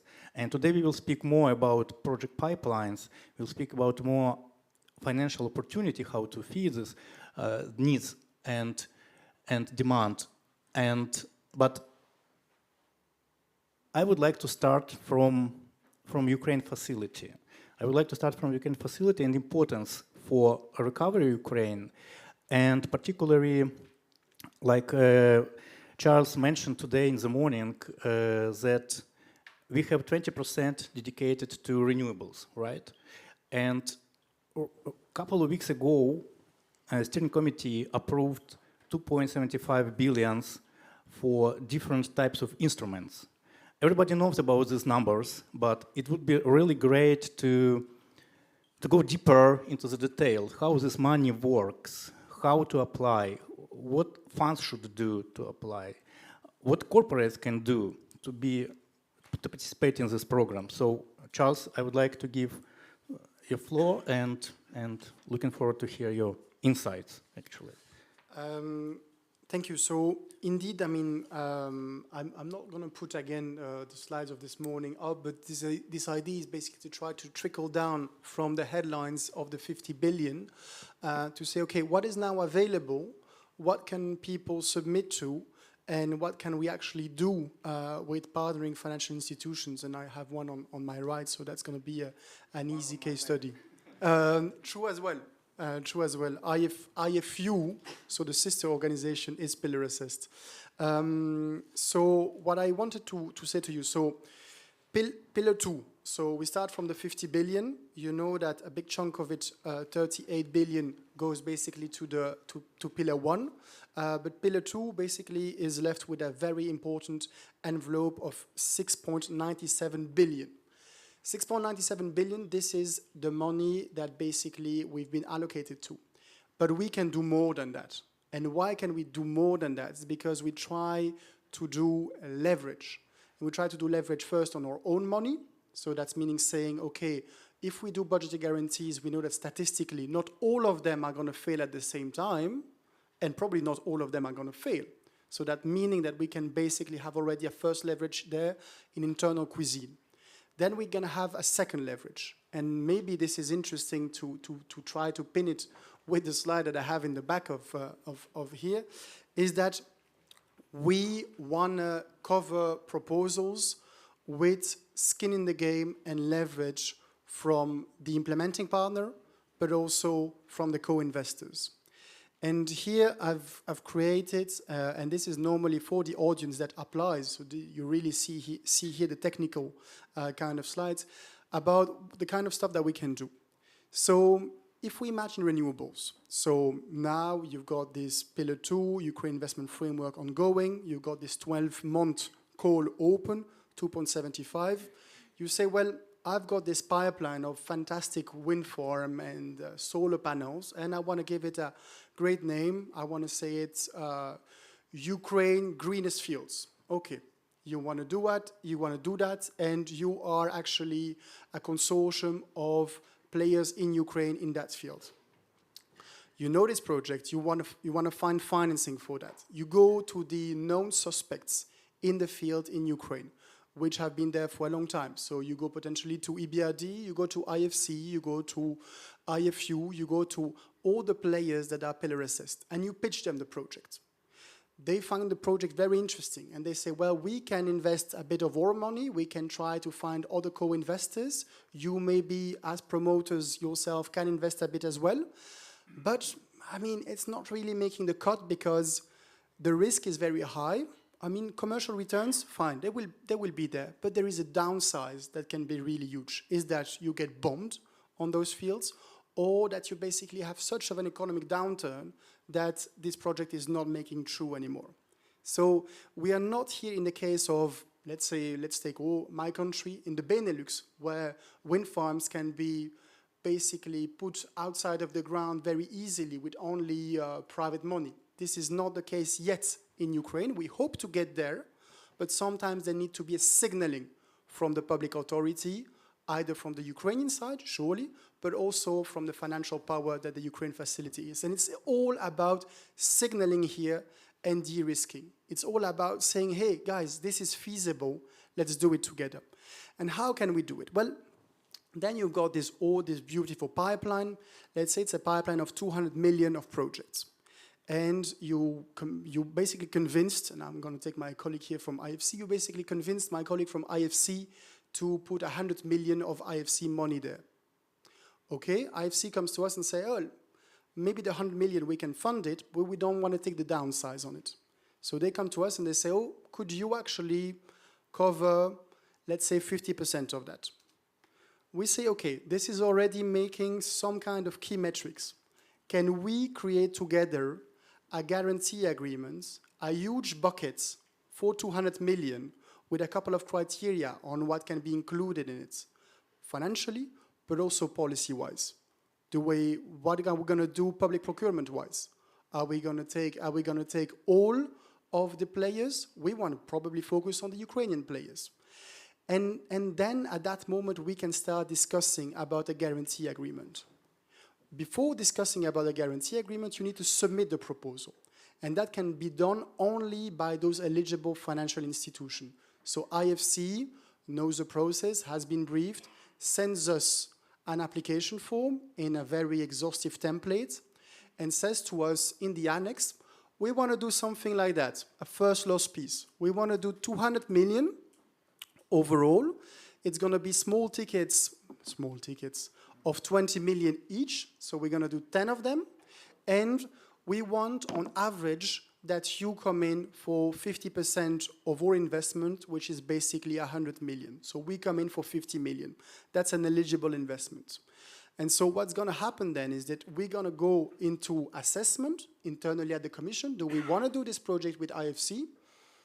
Policy alignment, it makes sense. Do we have the capacity to do it? Do we still have headroom for 50 million? I can tell you we do. So we basically decide to go into that process. We go into that process, we find points of agreement, we basically have on our side to say hello to all the colleagues from the other directorates and services in inter-service consultation. It's internal cuisine, but that gives you an insight of why sometimes we're not the easiest and the fastest to deploy. Nevertheless, everybody's agreed, we go on the table. What happens then is we got the bucket. We got this beautiful bucket where we can put renewables. IFC then has a pipeline and finds a project in Lviv. And they basically say, okay, we got a 25 million project there. Can you do it, Commission? Yes, we will. Yes, do put it in the bucket, and that's one of the projects that gets submitted. If this project in the foreseeable 15 years goes down, at that moment, we will actually, IFC will submit claims to us, and we will honor those claims in order to actually make true on the losses that have been done, and this in the agreement that has been done. So this is the first loss piece that you see on the left. Second loss piece is basically someone saying, hey, I can take the first loss. I can be the one losing my money first. I can be the one honoring the claims if they come. But I want the Commission to basically come second because I want them to cover the private investor. We are not there only to cover the money of the development banks. That needs to be said out loud. We can cover the money also of your co-investors. If you manage to do syndicated loans, parallel loans, EBRD has been fantastic at doing that in the past, we can actually cover also the co-investors.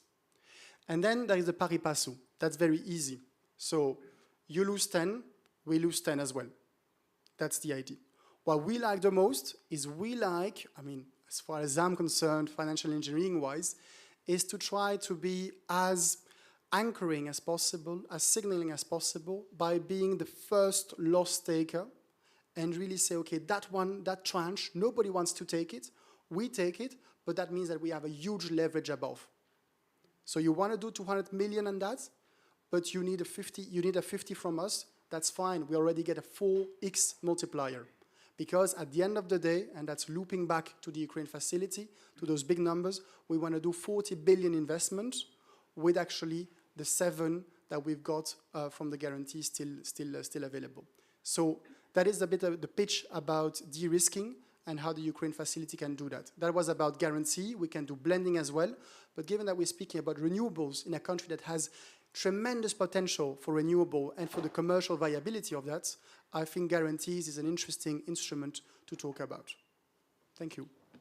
Yeah, thank you a lot. And just a quick clarification. So what is your expectation regarding distribution of money between private investor and guarantees and limited partners? Do you have kind of some ideas? So, yeah, a good question. So, and you see in very small there, minimum 10%. So what we normally request is for the implementing partner to retain 10% skin in the game. So that means being either junior or pari passu to us in a first loss piece. So if we lose 90, that means that basically the IFI needs to lose 10.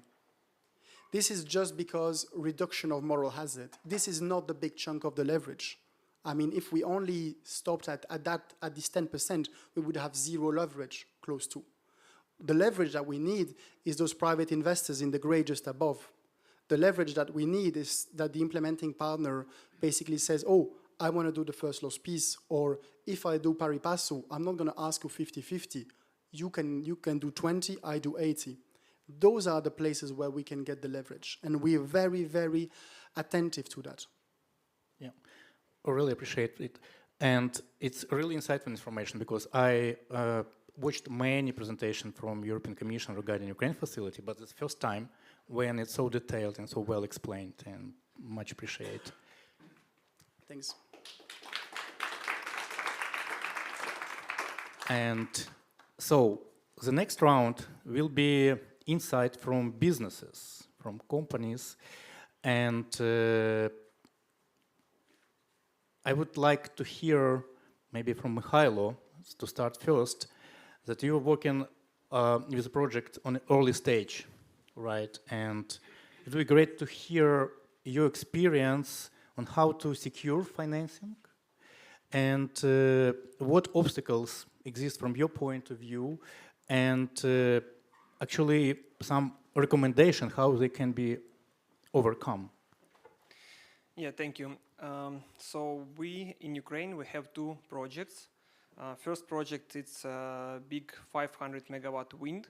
And we were successfully commissioned these projects in 2021 with 100 first phase. And these projects were very successfully generate energy for 9 months until it was occupied by Russians with the full-scale war. And currently it's under occupation. So, and second project we started during the full-scale war in 2023, and now we are continue developing and expect to be ready to build end of next year. So, you know, very often the question is like, why you stay in Ukraine, why you start new projects? It's so risky, it's so unusual, but for me it's kind of easy answer, because when you see the capacity, so like you see the 56 gigawatt generation capacity of Ukraine in general, and you see the during 15 years renewable energy sector was able to build 8.1 gigawatt of solar and wind. And you know, you read these reports from International Renewable Agency, who said that the capacity of Ukraine is 400 gigawatt, which is like 8 times bigger than need. And you read the Greenpeace report, who said that you need only 1% of the land, which acceptable for the renewables, just to fill your Ukrainian energy production needs. And you know, and so having all this in mind, you build your plans with the idea that Ukraine should be the platform for the Europe energy platform, or at least to take big portion in the European energy market. So, being a project developer, I always look at this topic from the project planning perspective. And project planning said me that from 3 to 4 years for development, and from 1.5 years for construction. So roughly 5 years for the project. And we can see that during the war in 2023, it was 3 projects commissioned, totally 200 megawatts, which tells me that the development started in 2018, 2019 probably. And in 2024, we have also one project of wind commissioned. So development started in 2019 probably. And we have on the market still some projects, quite nice amount of projects who are ready to build or near to ready to build. And so they will come for financing in the next maybe 2025, 2026. But what next? You know, if we ask this question, so if we want to finance projects in 2027, 2028, 2029, we need to start project like yesterday, or at least today. And this is the main challenge. And in my opinion, it's not enough the products from financing side for the project development, because you know, we all speak about financing, meaning that financing of construction, but without someone start the project, it would be nothing to discuss. And the issue could be, it's like, you know, the project developers, they can, you know, without having the financing, they can save money on development side, try to be fast with, or at least less expensive during the development, and to achieve RTB. And then when the projects are under due diligence, it can be not at the quality which expected by IFIs. And you know, they come back, they need to redone some monitoring, some permission, some design, and it takes another 6-8 months and means delay the project. So yeah, so that's my message today, that we should pay attention not just financing of construction, but also think about financing of development, and find more mechanism, grants, as an option for financing development. Thank you. Thank you a lot. And just continue with the tech, and to share your experience in overcoming obstacles and about what are you doing right now, what is your project pipeline right now, and actually your experience and your recommendations, what should be improved? Yeah, so first just to feel the context, where is Ukraine now? We're in the third year of full-scale war. So which means that it's a challenge by itself, and except that we have like other challenges like electricity and energy shortage. So like for our modern people, it's difficult to imagine how to spend, let's say, winter night without light, without heating, sometimes without internet, because your utilities don't work. So we all became like a little bit electricians. Today we talked about, on top of that we need emergency repairs, right? But on top of that, we should think what to do in a year, in 2 years, in 3 years. How to be prepared for more winters which are coming. So the answer is obvious. We should have more generating capacities, including renewables. So basically, what Ukraine needs today. So according to Ukrenergo information, and in the beginning we discussed that the amount of investments which we need, I would like to concentrate on the investments in renewable sector. So we need 12.8 billion euros of investments. So if to talk about capacities, we need 10 gigawatts of additional capacities, including 4 gigawatts of wind, 4 gigawatts of solar, 1 gigawatt of battery storages, and 3 gigawatts of other maneuvering capacities. The good news that basically there are projects which exist in Ukraine, and there are companies who may construct. We are one of them. Like we have constructed 114 megawatt capacities of wind last year, notwithstanding the war, which was our Telegulska wind farm. We are about to start the second stage, which is 400 megawatt, and additional 200 of megawatt of battery storages. And the good news that we are not the only one company. There are other companies who are also ready to construct. According to Ukrainian renewable associations, there are 4 gigawatt of ready-to-build capacities in Ukraine now. So there are a lot of players who are ready, but still we all as business face some obstacles. So we should think what obstacles exist basically and how to overcome them. First, I would like to talk about some positive, which instruments and which mechanisms exist in Ukraine to stimulate renewable sector.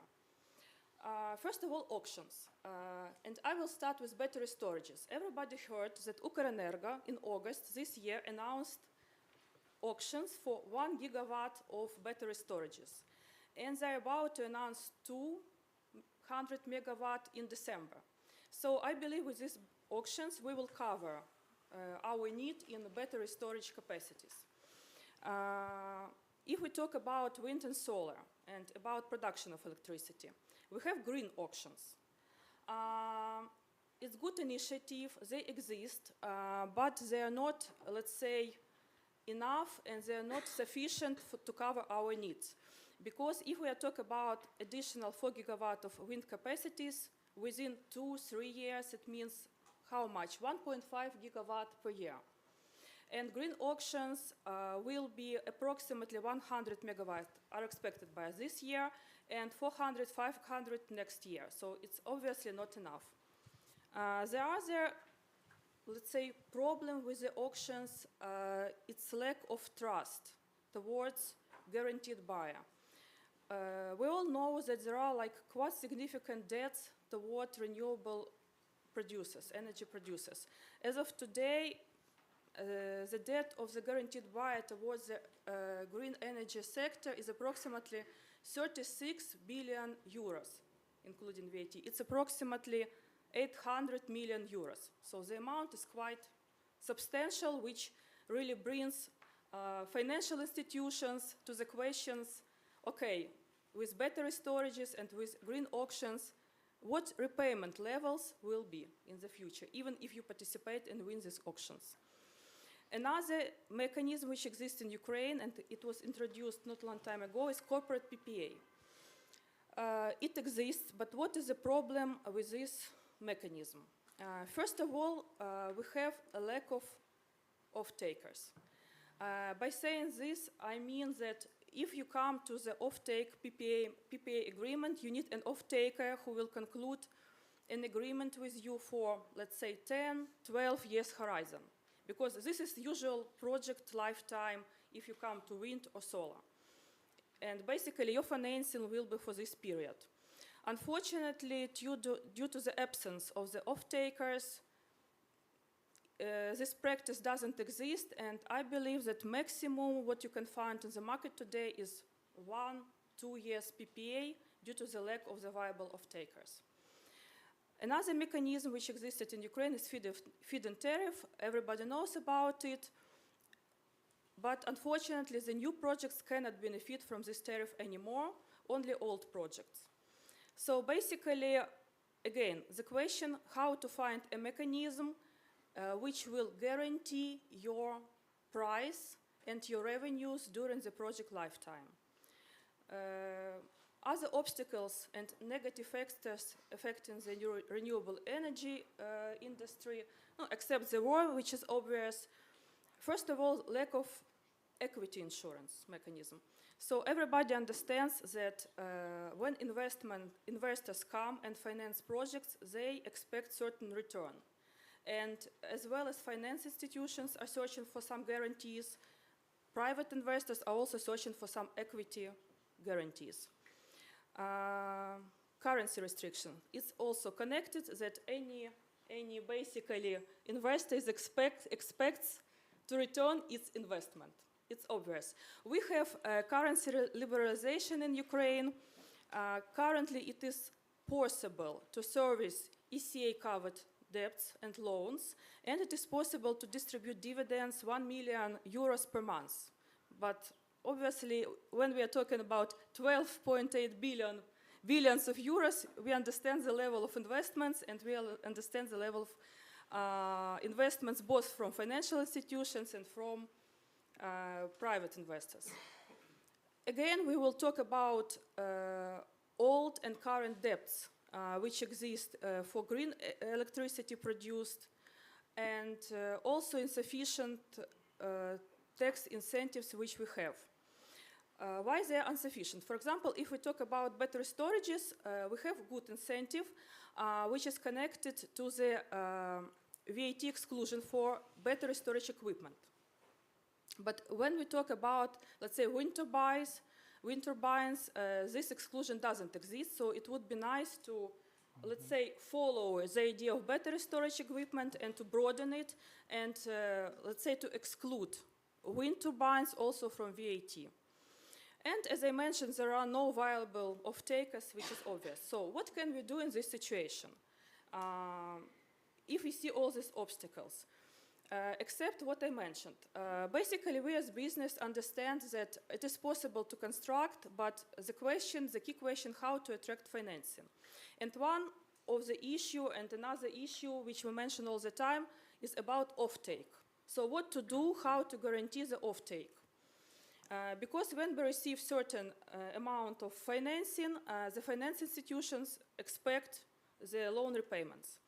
So basically, a solution which can be discussed, and as a concept I will comment now, which is currently discussed within business community, it can be a commercial risk guarantee fund or minimum price guarantee fund.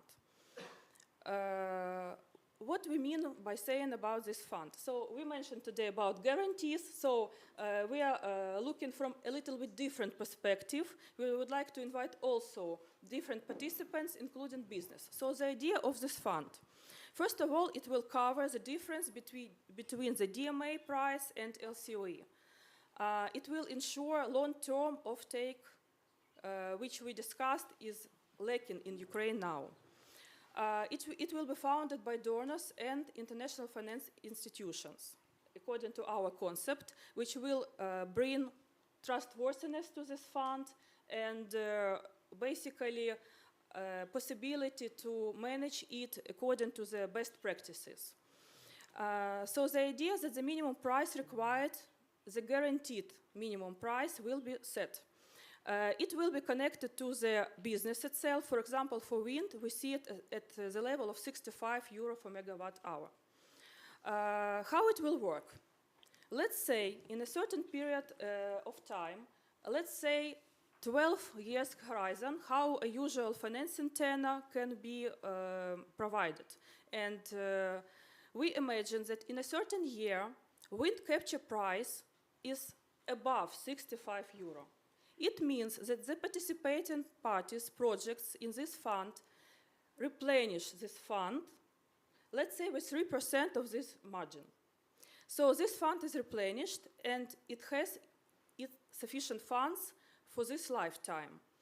According to the forecast which we have now, wind capture price is forecasted around 80 euro megawatt hour, which means that in practice, this fund almost every year will receive replenishments rather than pay out. But let's imagine a year that wind capture price and DMA price goes below 65. So in this situation, the fund finances the projects parties with this difference. What it means for all the parties. In this situation, the participating projects are ensured that their cash flows are guaranteed and that they are able to repay their debts. The same as for basically finance party who give financing to these projects. They understand that the cash flows which they receive in the moment when they give financing are really guaranteed, and basically the business itself is participating in it. That it's not only somebody's aid, but also like viable business activity. What it may give for an IFI who may take leadership in this process?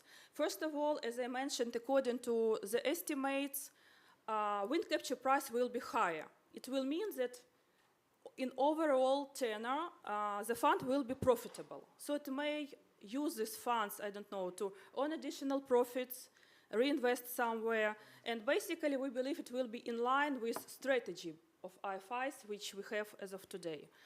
So this is like one of the mechanisms which I just wanted to comment. There may be like many other mechanisms which we can create, and I believe that my main message is that we should unite our efforts because there are a lot of obstacles and nobody by themselves cannot do anything with these obstacles. So we should create some alternative mechanisms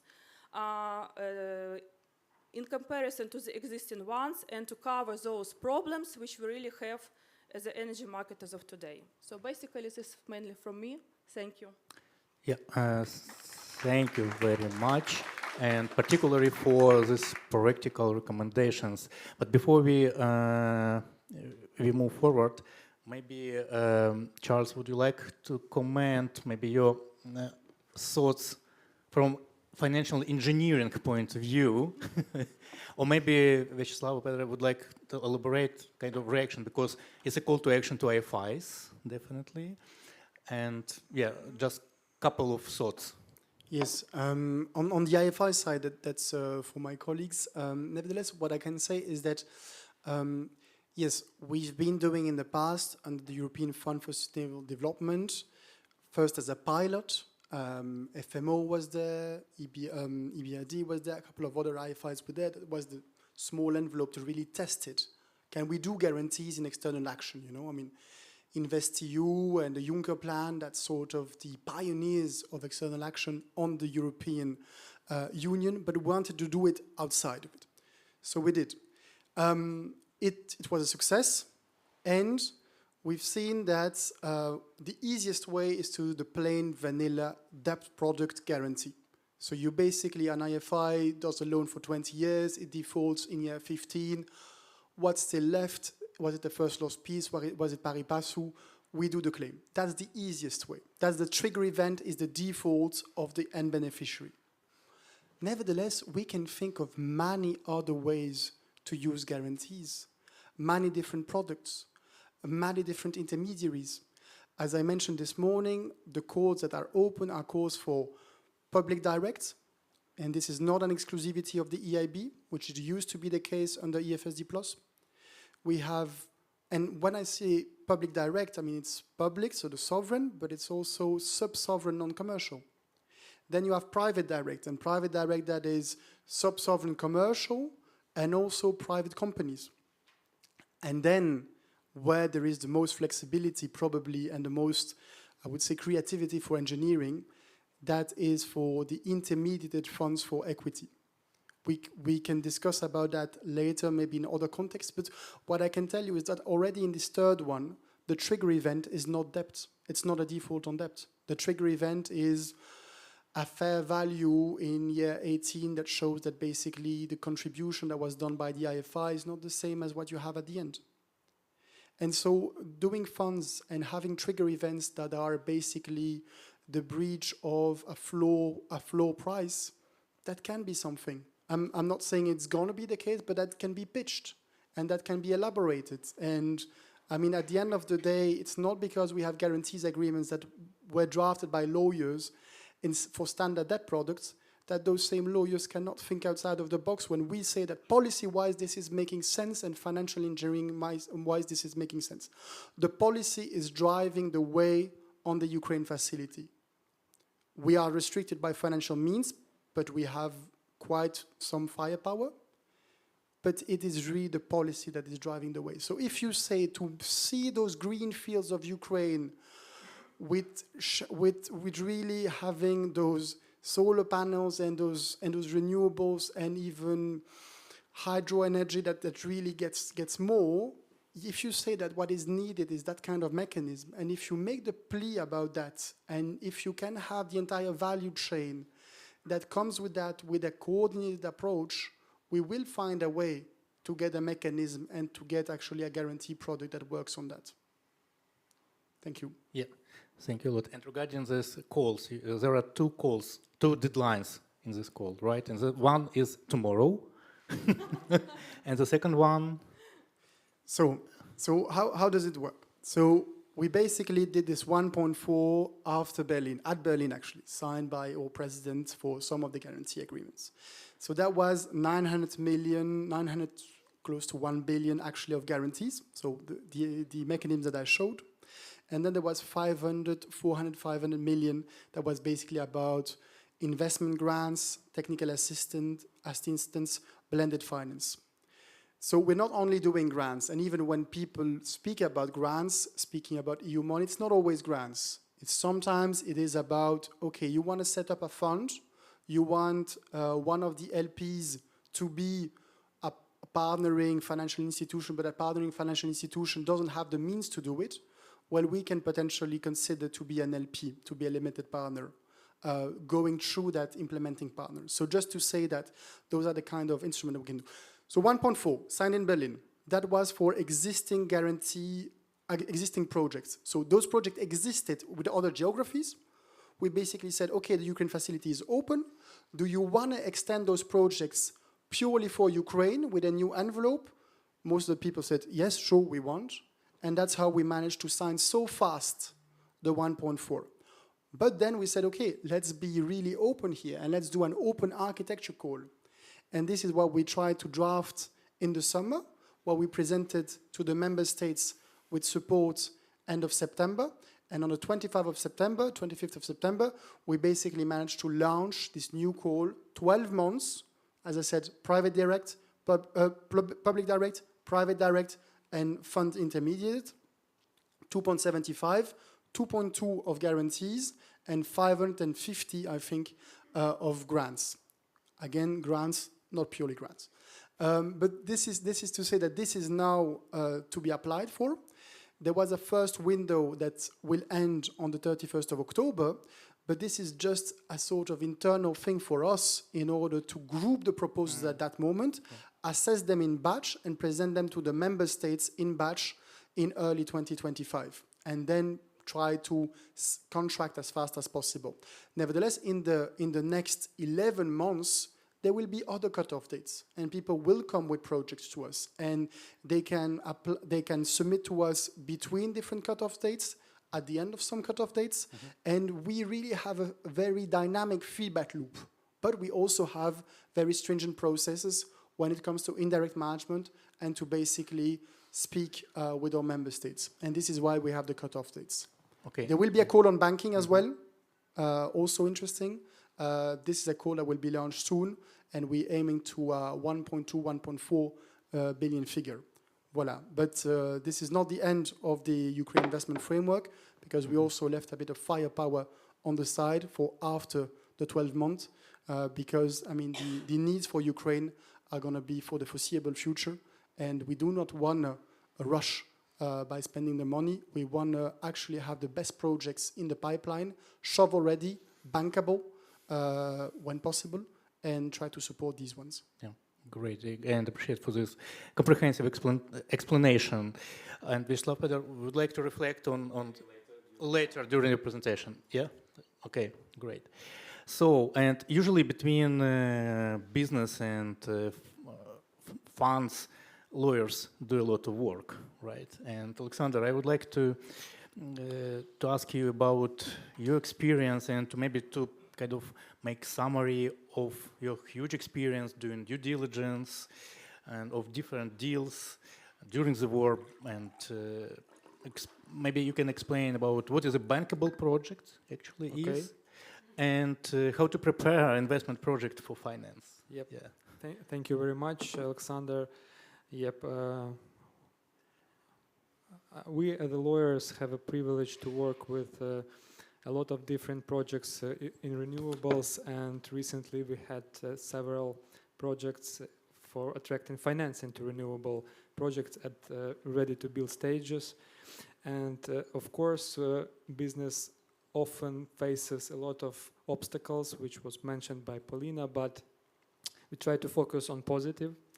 And we see that it's developing and becoming more and more accessible for business, I believe. So I would like to start with some financing figures. I will not dive deep in this and explain everything. So roughly the amounts I could have gathered.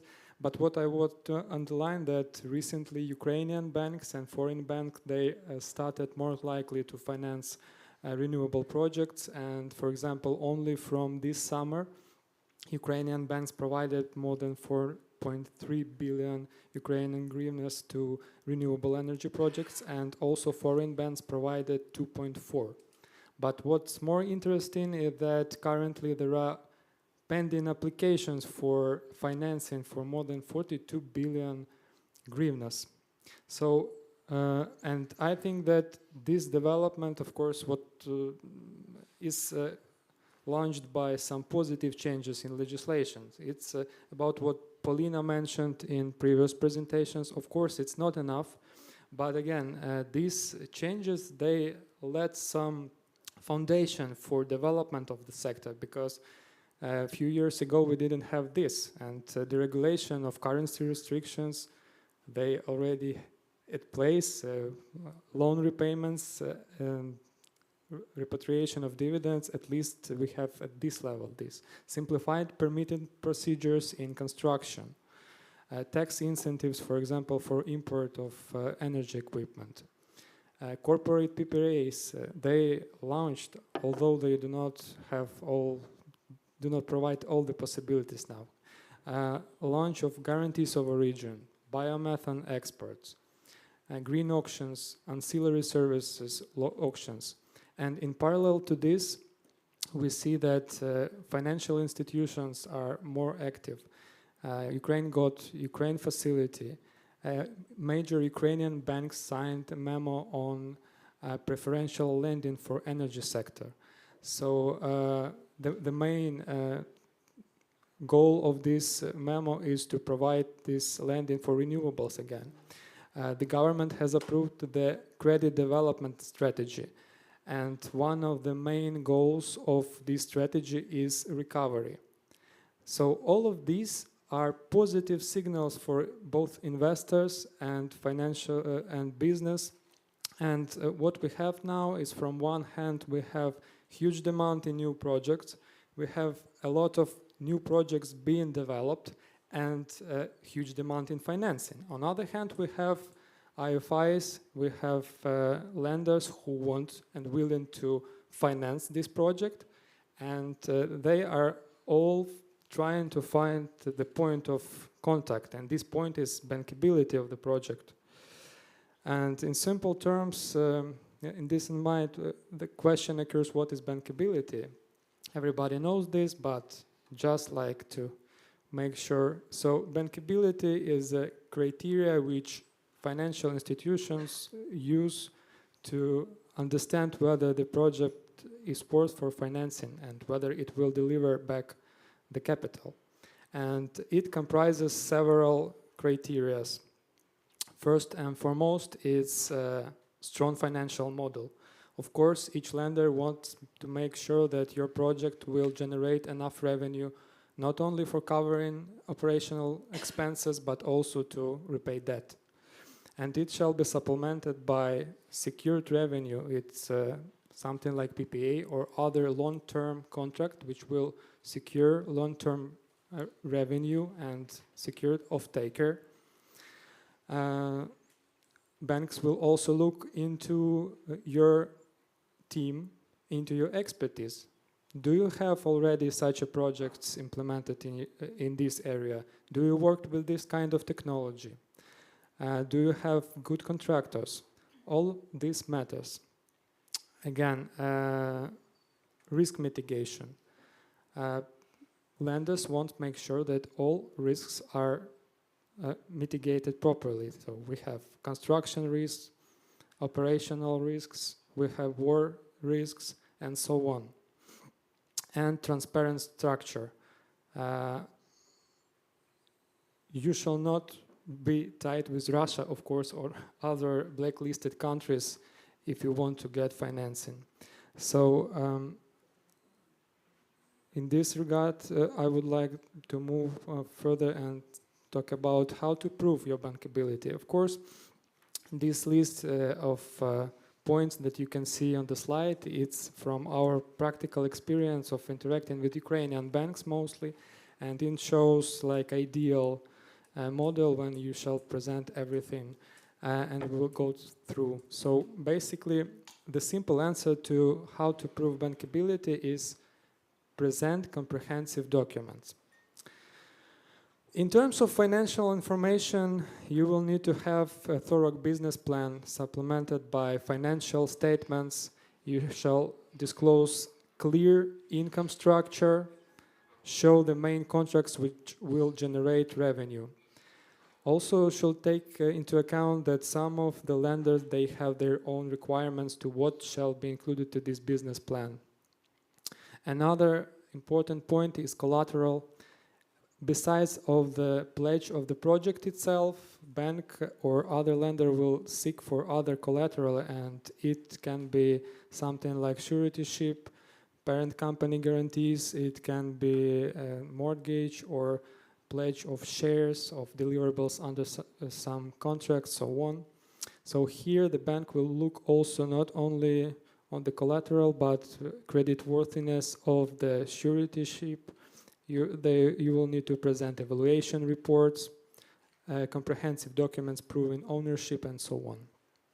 In terms of corporate documents, each borrower shall have, of course, standard set of documents, but here is important thing, it's up-to-date ownership structure. Ukraine currently has special strict regulations on how business shall disclose their corporate structure, and it shall be up to date. So make sure that you have reflected all your structure properly and timely. Permits and compliance with regulatory aspects is one of the major issues for renewable energy projects, of course. The lender wants to make sure that you are ready to smoothly operate on each stage of the lifespan of the project. So if we speak about ready-to-build stage, you shall secure construction permits, your contractor shall have respective licenses, you shall pass the environmental impact assessment, you shall have proper grid connection agreement, and so on. Property and technical aspect also very important. In terms of property, ready-to-build stage projects, you need to have a land plot. it shall be allocated legally, it shall have proper purpose, and you shall have access to it. Bank will take close view and make its own due diligence of whether you have a legitimate right of lease or maybe ownership, and whether you have good validity term of the lease contract for the project and so on. They will ask for geological surveys to make sure that the project you are planning to put here is suitable for this location. Technical documents, again, in addition to legal due diligence, banks usually ask for some third-party technical review of your project design documentation, regardless of the fact whether it shall pass compulsory state expertise. They will ask for additional expertise of your project design documentation. You shall have feasibility study, technical conditions for the land plot, town planning conditions and limitations. All shall be in place, all shall be not outdated and shall not contradict itself. Agreements, we mean that, again, you shall demonstrate that your project has closed all its needs, and if it's not possible by own resources, you shall involve experienced contractor. It's experienced EPC contractor. Bank will check whether your EPC contractor already done such kind of project. They will ask for supply contracts and ask you how you will manage all the matters which will occur during operation of your project, how you will treat water, what about waste management. So from one point, you can either provide O&M contractor who will cover all these matters, or you will need to present document that prove that you already secured these questions. And speaking about agreements, PPA here, it's one of the important roles. Of course, we have problems with off-takers, but again, it's possible, and bank will ask for this. They still want to see the stable revenue and projection, how you will generate it. So in terms of PPA, its existence is not enough. So banks will look on validity term, pricing structure, guarantees, and check the off-taker, whether this off-taker will be capable to fully comply with the agreement. And currently, ESG requirements becoming more and more important in Ukraine, although we do not have special regulation for this, and companies are not required to prepare reporting, but lenders looking for the borrowers who contribute into sustainable goals. They will check whether you have ESG policy, labor policies, other ethical standards. You will have to be ready to provide answers and provide proofs whether do you have certification of quality management, does your project affect rare animals or cultural heritage, does your project affect native people, what about waste management, air pollution, and so on. So of course this list of documents and list of information is not sufficient and not exhaustive. Sorry, and of course your project at certain stage may not have all these documents in place. But at the moment of your application, you shall present maximum of which is available and provide clear vision of how you will provide all the other, or how you will manage all the other matters which are necessary. So that's it. Thank you. Thank you, Alexander. That's it, but it's, as far as I understand, it's not the final list of what should be done, yeah, and if I can say more, what should be done, and to make the project really bankable. And Vyacheslav, the floor is yours. Could you elaborate more about financial opportunity for bankable projects, and particularly what instrument do you have on the tables, and what you risk identified during your kind of work, and how to resolve them? I thought after an hour of sitting, maybe jump a little bit. Might as well use the opportunity. Yeah, for those of you in the room who may not know IFC, we are part of the World Bank Group, and we are the largest global developmental finance institution focusing specifically on private sector. So we're not in the business of lending per se to Ukrenergo or state sector. We are lending or investing into private companies. Since 2022, our board has endorsed a $2 billion program to support Ukraine. We call it the Ukraine Economic Resilience Action. Now, the idea for that is we're going to use $1 billion of our own balance sheet capital. Another $1 billion was to be raised from donors. And we are making great progress on that other half. And Charles here and European Commission is our largest contributor to the blended finance support, without which we wouldn't be able to continue doing what we are doing in Ukraine. Initially, now having that program to deliver, we started with short-term capital, working capital facilities, liquidity support to help our clients. Gradually over time, and right now pretty much the focus is on long-term lending, CapEx, so like clearly an angle for infrastructure investing, which I am part of the infrastructure team, and energy is about 50% of the business that we do in the region. Our strategy was pretty much calibrated around wind, solar, battery storage. The idea was, let's try and look at projects which could be distributed over a larger territory. So we use the word distributed more than decentralized. In a sense, our feeling from the government was that they would rather want to have things centralized from operations like dispatcher and control point of view, but they want them spread it over larger territories, harder to hit. So that was the logic for our investment strategy in Ukraine. So with that in mind, and with the idea, what can we do immediately to, in the energy sector, to help prepare for this winter? For instance, we did a couple of risk-sharing facilities where we basically provide guarantees to local banks so that companies in Ukraine can have access to financing to procure energy equipment, PVs, batteries, installation, container-based energy solutions. So that's already ongoing.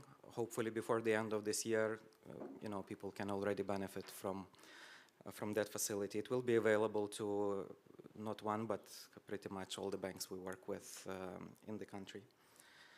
More than medium term, we have developed a pipeline of projects, of which the largest two transactions are wind projects. We are currently, I think it's about $370 million in terms of our investment that's been in works right now for these two wind transactions.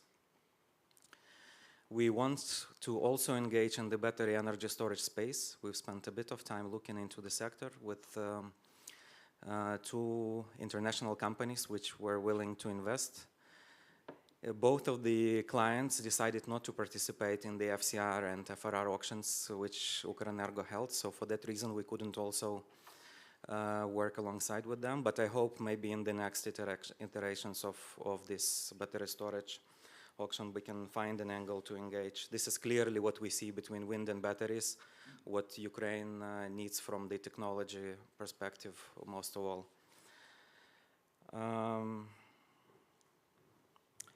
Yes, and then Alex, you asked me to maybe share a little bit some of the challenges and how we work around them, and there were a lot of things said already, so I'm trying to change my my notes on the go a little bit. Maybe let me start by saying that first and foremost, we need a client, someone who's capable, who is experienced, who is willing to do something in Ukraine. Without that, nothing's going to happen. And I'm glad to see local sponsors in Ukraine who are doing things and showing to the rest of the world that it's possible. We also have requests from a number of international companies. There is not a long waiting list of players willing to come in, so it's important the few ones that we have that we are able to showcase success story, and to have a number of projects completed. There is recently a trend that a lot of companies without any prior experience in the renewables or in the energy sector, you see Epicenter, Nova Poshta, you see Galnaftagaz, others moving into the renewable space, which presents another challenge. Normally on the banker side, you want to see someone who has built and operated such type of asset. This is not that easy, but I'm glad we have the tools in place, and with donor support, we don't shy away from such cases. And also to the point which colleague from the Eurocape made, we actually have a toolkit in place in IFC, which is for pre-investment support of projects. So we can engage with developers or with sponsors for projects which are not yet ready for financing. And we have two instruments. One is called collaboration, where we can cost share, say, an ESG, environmental and social study, or something that could help move that and make it bankable later on. It is an advisory product, but it's it can get towards an investment side with the second product, which is a co-development, where we can invest up to 8 million euro in early stage developments. Essentially later, trying to get an equity stake in the project or be paid a developer fee and just walk away, not to complicate things. So these are tools that are available in our pipeline and which kind of differentiate us from other institutions who don't offer the same instrument. So I just wanted to mention it for the benefit of the developers and investors in the room. Secondly, I think nothing's going to happen without the continued donor support. But I just wanted to comment that maybe I'm lucky because in IFC we have a dedicated team that's raising donor money and dealing with relationships with our donor partners. So my job is done more on the transaction side. I have the benefit, of worrying less about that piece. I have the trust that our, team does a fantastic job with that. So my worry is we need clients, we need projects to really, use to the best of our ability these donor facilities, which aren't really available many places in the world. So I think it's, with all the challenges in Ukraine, I really want, the investors to have a mentality in a sense.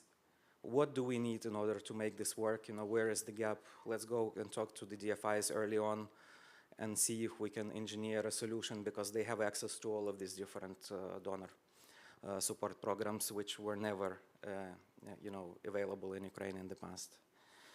And I'm glad that in some cases we are even able to propose terms which were comparable to what we've been proposing pre-war. So that's the kind of impact which this blended finance or donor support has in Ukraine. On the longer term sort of perspective, and Polina mentioned this as well. Look, there is no bankable offtake arrangement in the country. I just want to explain that the two wind projects we're working on right now, we will be accepting pretty much all of the merchant risk. So that's something other DFI partners, weren't prepared to do. So we understand we're not going to be able to continue to do that for a, longer horizon, but we want to make a couple of catalytic investments to support the country already. It's challenging. It requires a lot of sort of sensitivity analysis, price forecasting, etc., etc. So one of the idea which Polina suggests is definitely one of the mechanisms that we also had in mind, and we keep coordinating with other stakeholders. There is a program which we are implementing with World Bank called Renew, which is essentially in cooperation with the government. How can we fix the problems which can then open up the sector for a longer term horizon? And, you know, needless to say, the elephant in the room is the end user tariffs, which are far from system cost recovery still, and there is a long way to go. The arrears accumulated to existing renewable producers, you know, is another issue, but I put those in the bucket which we can try and resolve through policy dialogue and working together with the World Bank and other stakeholders. I don't know, let me stop there and see what else we can. Yeah, definitely. Thank you. Thank you. As the time is running, but I would love to hear another perspectives from export credit agency, and it would be great if, Pedro, you elaborate more about your financial instruments you would like to propose to the markets, and what is your project pipeline in Ukraine actually? Yes. Is it working? Yeah, it's working. So I will also stand up after having been seated for around 1 hour and 20 minutes now. So sorry for you guys, and you will have to listen to me. So I'm the master of the clock now, so you're in my hands. No, but I promise to let you go early. But still, though, I would like to tell you a bit about our IFO's journey within Ukraine and what we have been doing the past 14 months, because we have actually been very busy, and today we have heard about a lot of projects. And I would like to take you a bit deeper into some of the projects that we have made, and it is difficult. We all know that here in the room, but it's also possible. So I would like to give you that message. It's difficult, but possible. Just iPhone brief, we are the Danish promotional bank, which means that we are a bank and we are here to take greater risk than normal banks. That's our job and that's what we're here for. But we're not only a national promotional bank, we also the ECA of Denmark, and that's by that meaning ECA is Export Credit Agency, and that means that we support Danish exporters when they go abroad. So that's basically the program that we are implementing right now in Ukraine. And of course, due to the situation that we all know here, normally Ukraine would be a country off cover, no doubt about that. But the government, the Danish government, decided that they wanted us to be there, and they did that by giving us additional funds and say, go spend these funds in Ukraine, but do it on normal basis. So what they have given us additional funds to use in Ukraine, but they have said to us, but do it with the normal tactics. And can you do that? I mean, because Ukraine is at war, so no, we cannot, but we can try to. And Paulina, you know, you have been dealing with us, so you know we are stubborn guys, and we're glad to work together with you. But we are in a difficult situation, you and us, but we need to negotiate on commercial terms, and that's really how we work. Okay, so that's a bit about IFO, and I think we skip this one. But this is just to say that we have 3 legs, so to say. We can support Danish companies with investments. We can support Danish companies with loan, working capitals, and guarantees. And then we can support them when they go abroad. And basically, that's the program that I will use today and talk about. That is what we're doing basically in Ukraine right now. And as I said before, the Danish government said about 1.5 years, they decided to spend 130 million euros in Ukraine. That's a small amount. You can't get a wind farm for that. So that's a really small amount. But on the other hand, the government told us, go do some rebuilding for this. And then we will support the Ukraine military with a lot more than 130 million. So what the Danish government have done is that they're giving a lot of funds, much more than 130 million, but that is go for the military, and then they have to IFO given us 130 million to go spend. And that's really not much. But that is what we normally do. We also do guarantees. And by guaranteeing, as you explained very well before, you can gearing up. But that has been not so much the case in Ukraine, because we have been pretty much alone there. So I'm really glad to hear and meet you guys here today. I know that you are there and that you're coming in, and that's good, because basically what we have been looking for the past year is partners.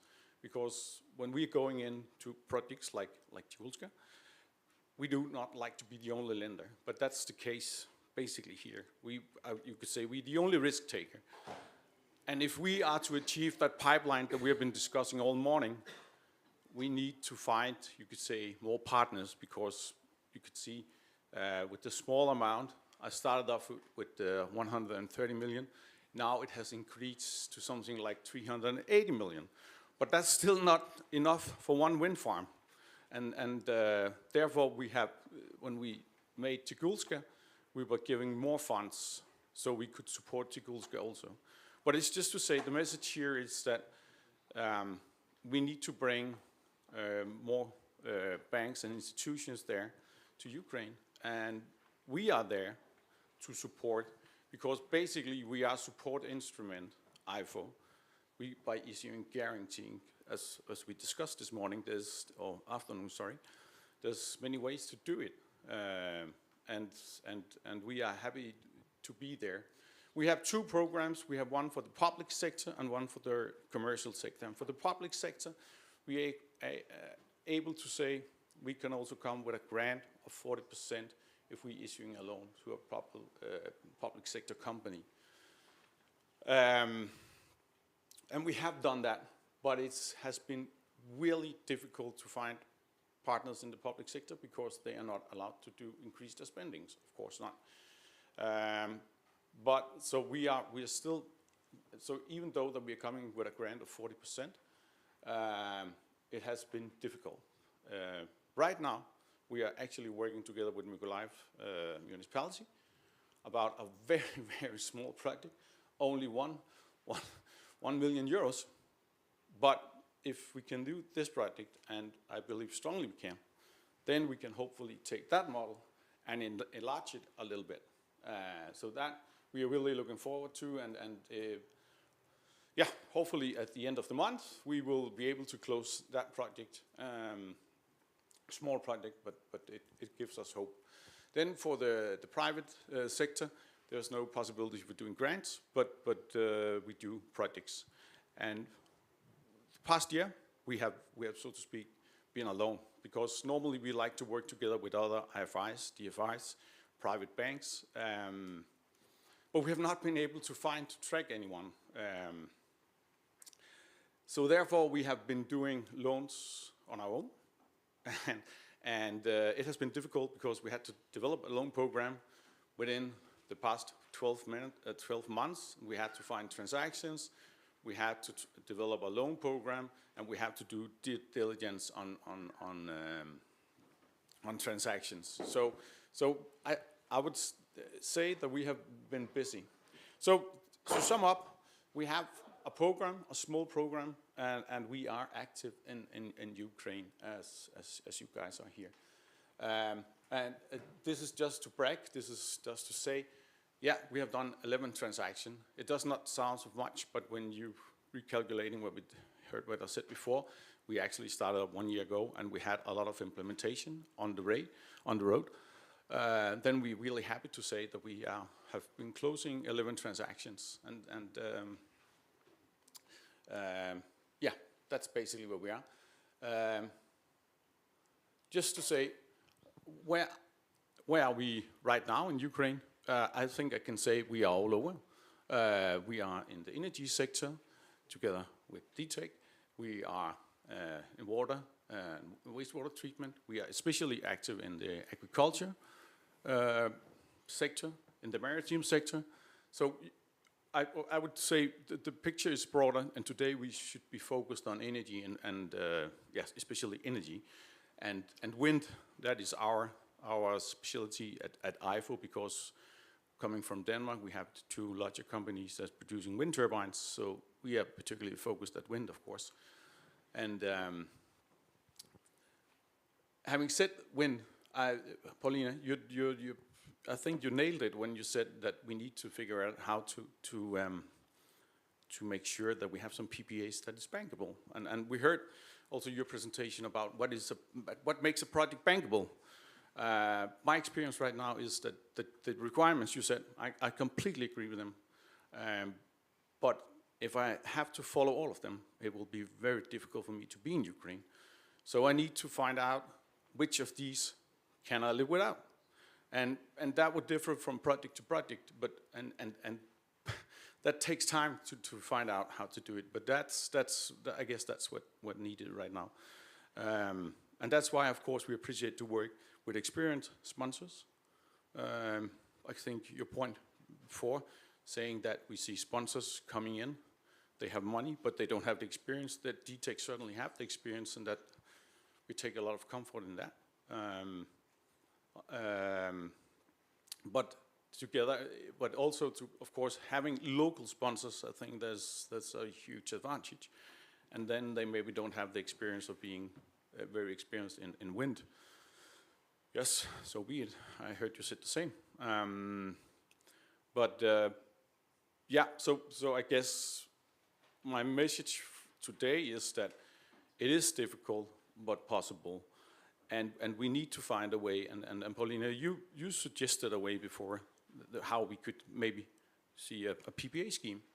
And I know that the World Bank and IFC have worked, because I've worked a lot in Argentina.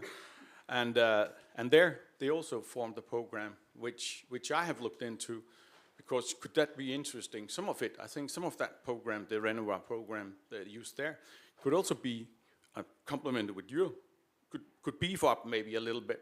So there are solutions, definitely. And we need to be creative to get through it. And of course, the elephant in the room is also when can we expect a more normal conditions? And none of us have that answer right yet. But until then, we will maybe not be working at the high level, but can we work at least at a decent level? Then it's much better than nothing. And when I meet people from Ukraine, I hear and that you also appreciate that you can see some kind of normality, that we are doing wind farms and sewers and agriculture or whatever. So yeah, let me be the closing remark. Yeah. Great, thank you.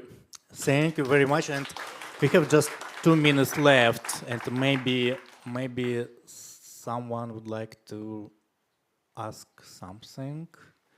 If not, okay, please.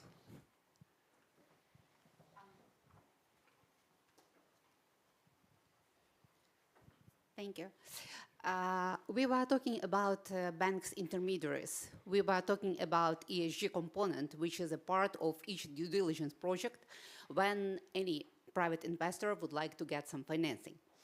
And my question probably to those who provide money to banks intermediaries. First of all, have you assessed whether they have internal capacity to do this environmental and social risk assessment? Because my company is dealing with different intermediary banks and with international banks. And what we have admitted that these risk assessment methodologies and procedures, they are not commonly present in all intermediary banks. So just how you are going to address such things, because for big companies, it's not a big challenge to approach big banks directly, like EBRD, IFC, and so on. But what about small scale projects? Usually they will be readdressed to intermediary banks. So what about risk assessment, environmental social risk assessment? Sorry, my name is Oksana. I represent Center for Environmental Consulting and Auditing in Ukraine, Kyiv. Thank you.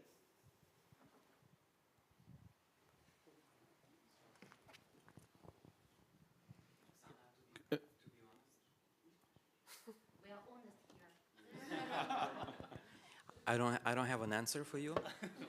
Just the way we are organized is that I work on large infrastructure projects directly, and then there is a separate group working on banks. Having been present in a couple of sort of due diligence and appraisal projects with local financial institutions, there is an ESG sort of conversation to be held, but I can imagine it's a lot of complexity to then expect, you know, to honestly speaking, my feeling is it's not going to be as strict as we do it on the bilateral projects. Just the fact that it's too complicated to, especially in the SMEs, where majority of these FI facilities are tailored right now. I think they are far from, you know, compliance with our ENS requirements as compared to, say, a large transaction. And also in those projects, they are not really complicated construction projects, right? So in that sense, it's about procurement of energy equipment. So they are on the sort of ENS risk scale, probably are on the lower range. They don't have to do maybe some high voltage transmission line, you know, equipment and things like that. So I would expect they are simpler, and probably there are easier ENS requirements on the intermediary level. But I can try and explore that for you. If you can leave me your card, we can circle back. Thank you. I would say from an ECA perspective, we have the same requirements. And it is right, when we're looking at the big projects, the ENS, for instance, the studies that you need to do there, they're quite comprehensive. And I think Paulina will agree with that. But of course, for the smaller projects, less demands. The way we have solved it is that we have actually, for the project that we engaged with, we have our own ENS consultant, and he's actually, so far, have been visiting all the projects that we are looking at. And of course, the smaller one, less requirements, and for the larger one, much more, of course. So, yeah. I can say for IFO, we're not willing to compromise. I mean, you could say on the credit risk, we may be willing to compromise, but not on the ENS risk. Basically because we are representing the government of Denmark, and if we are screwing up in ENS requirements, it falls back to our government, and then I lose my job. So yeah.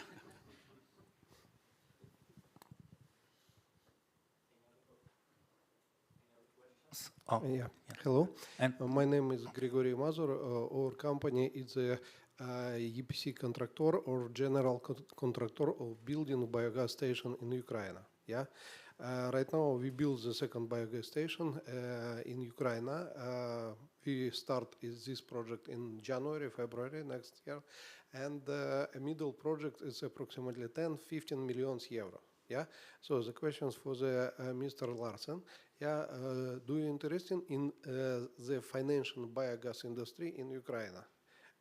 We have approximately 60% of Germany equipment and Germany builders, etc. And it's a really good question, and there's I would say that we are looking at biogas projects in Ukraine, because we have manufacturers in Denmark, and maybe I forgot to say that, but there's only one precondition for me being in Ukraine. That is that there needs to be a Danish supplier also. So if there's a Danish supplier, and to make it very simple for me to participate, if you have a project of 10 million and you would like me to finance 10 million, then 30%, 3 million, needs to be Danish.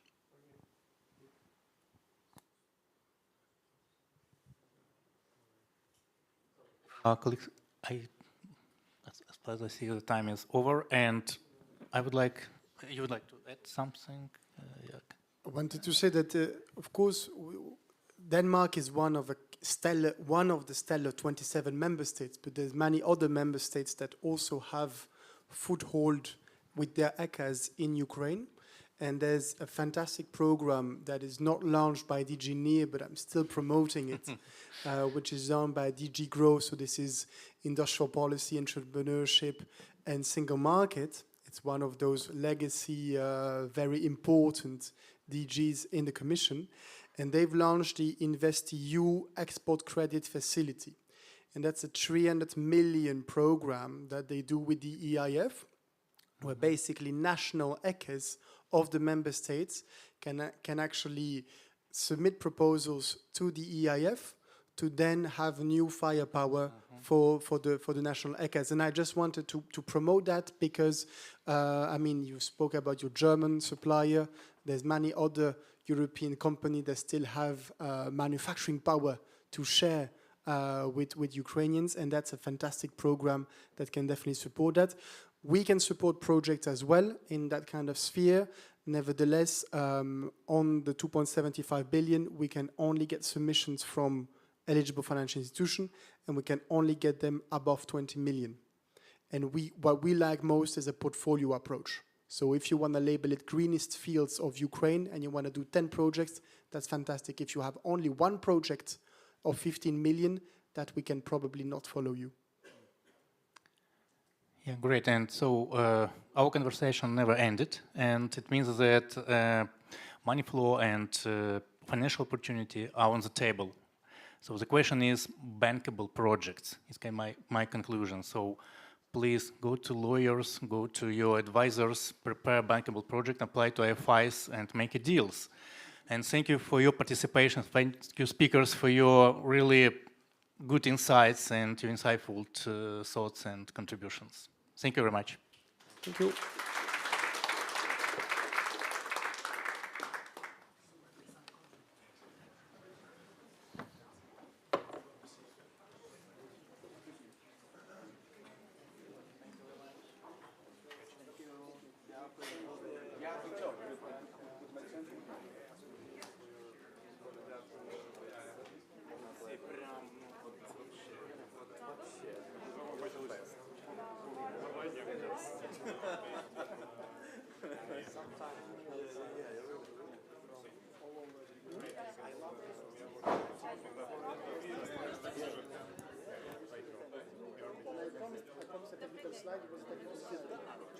We discussed hours ago, and you did it.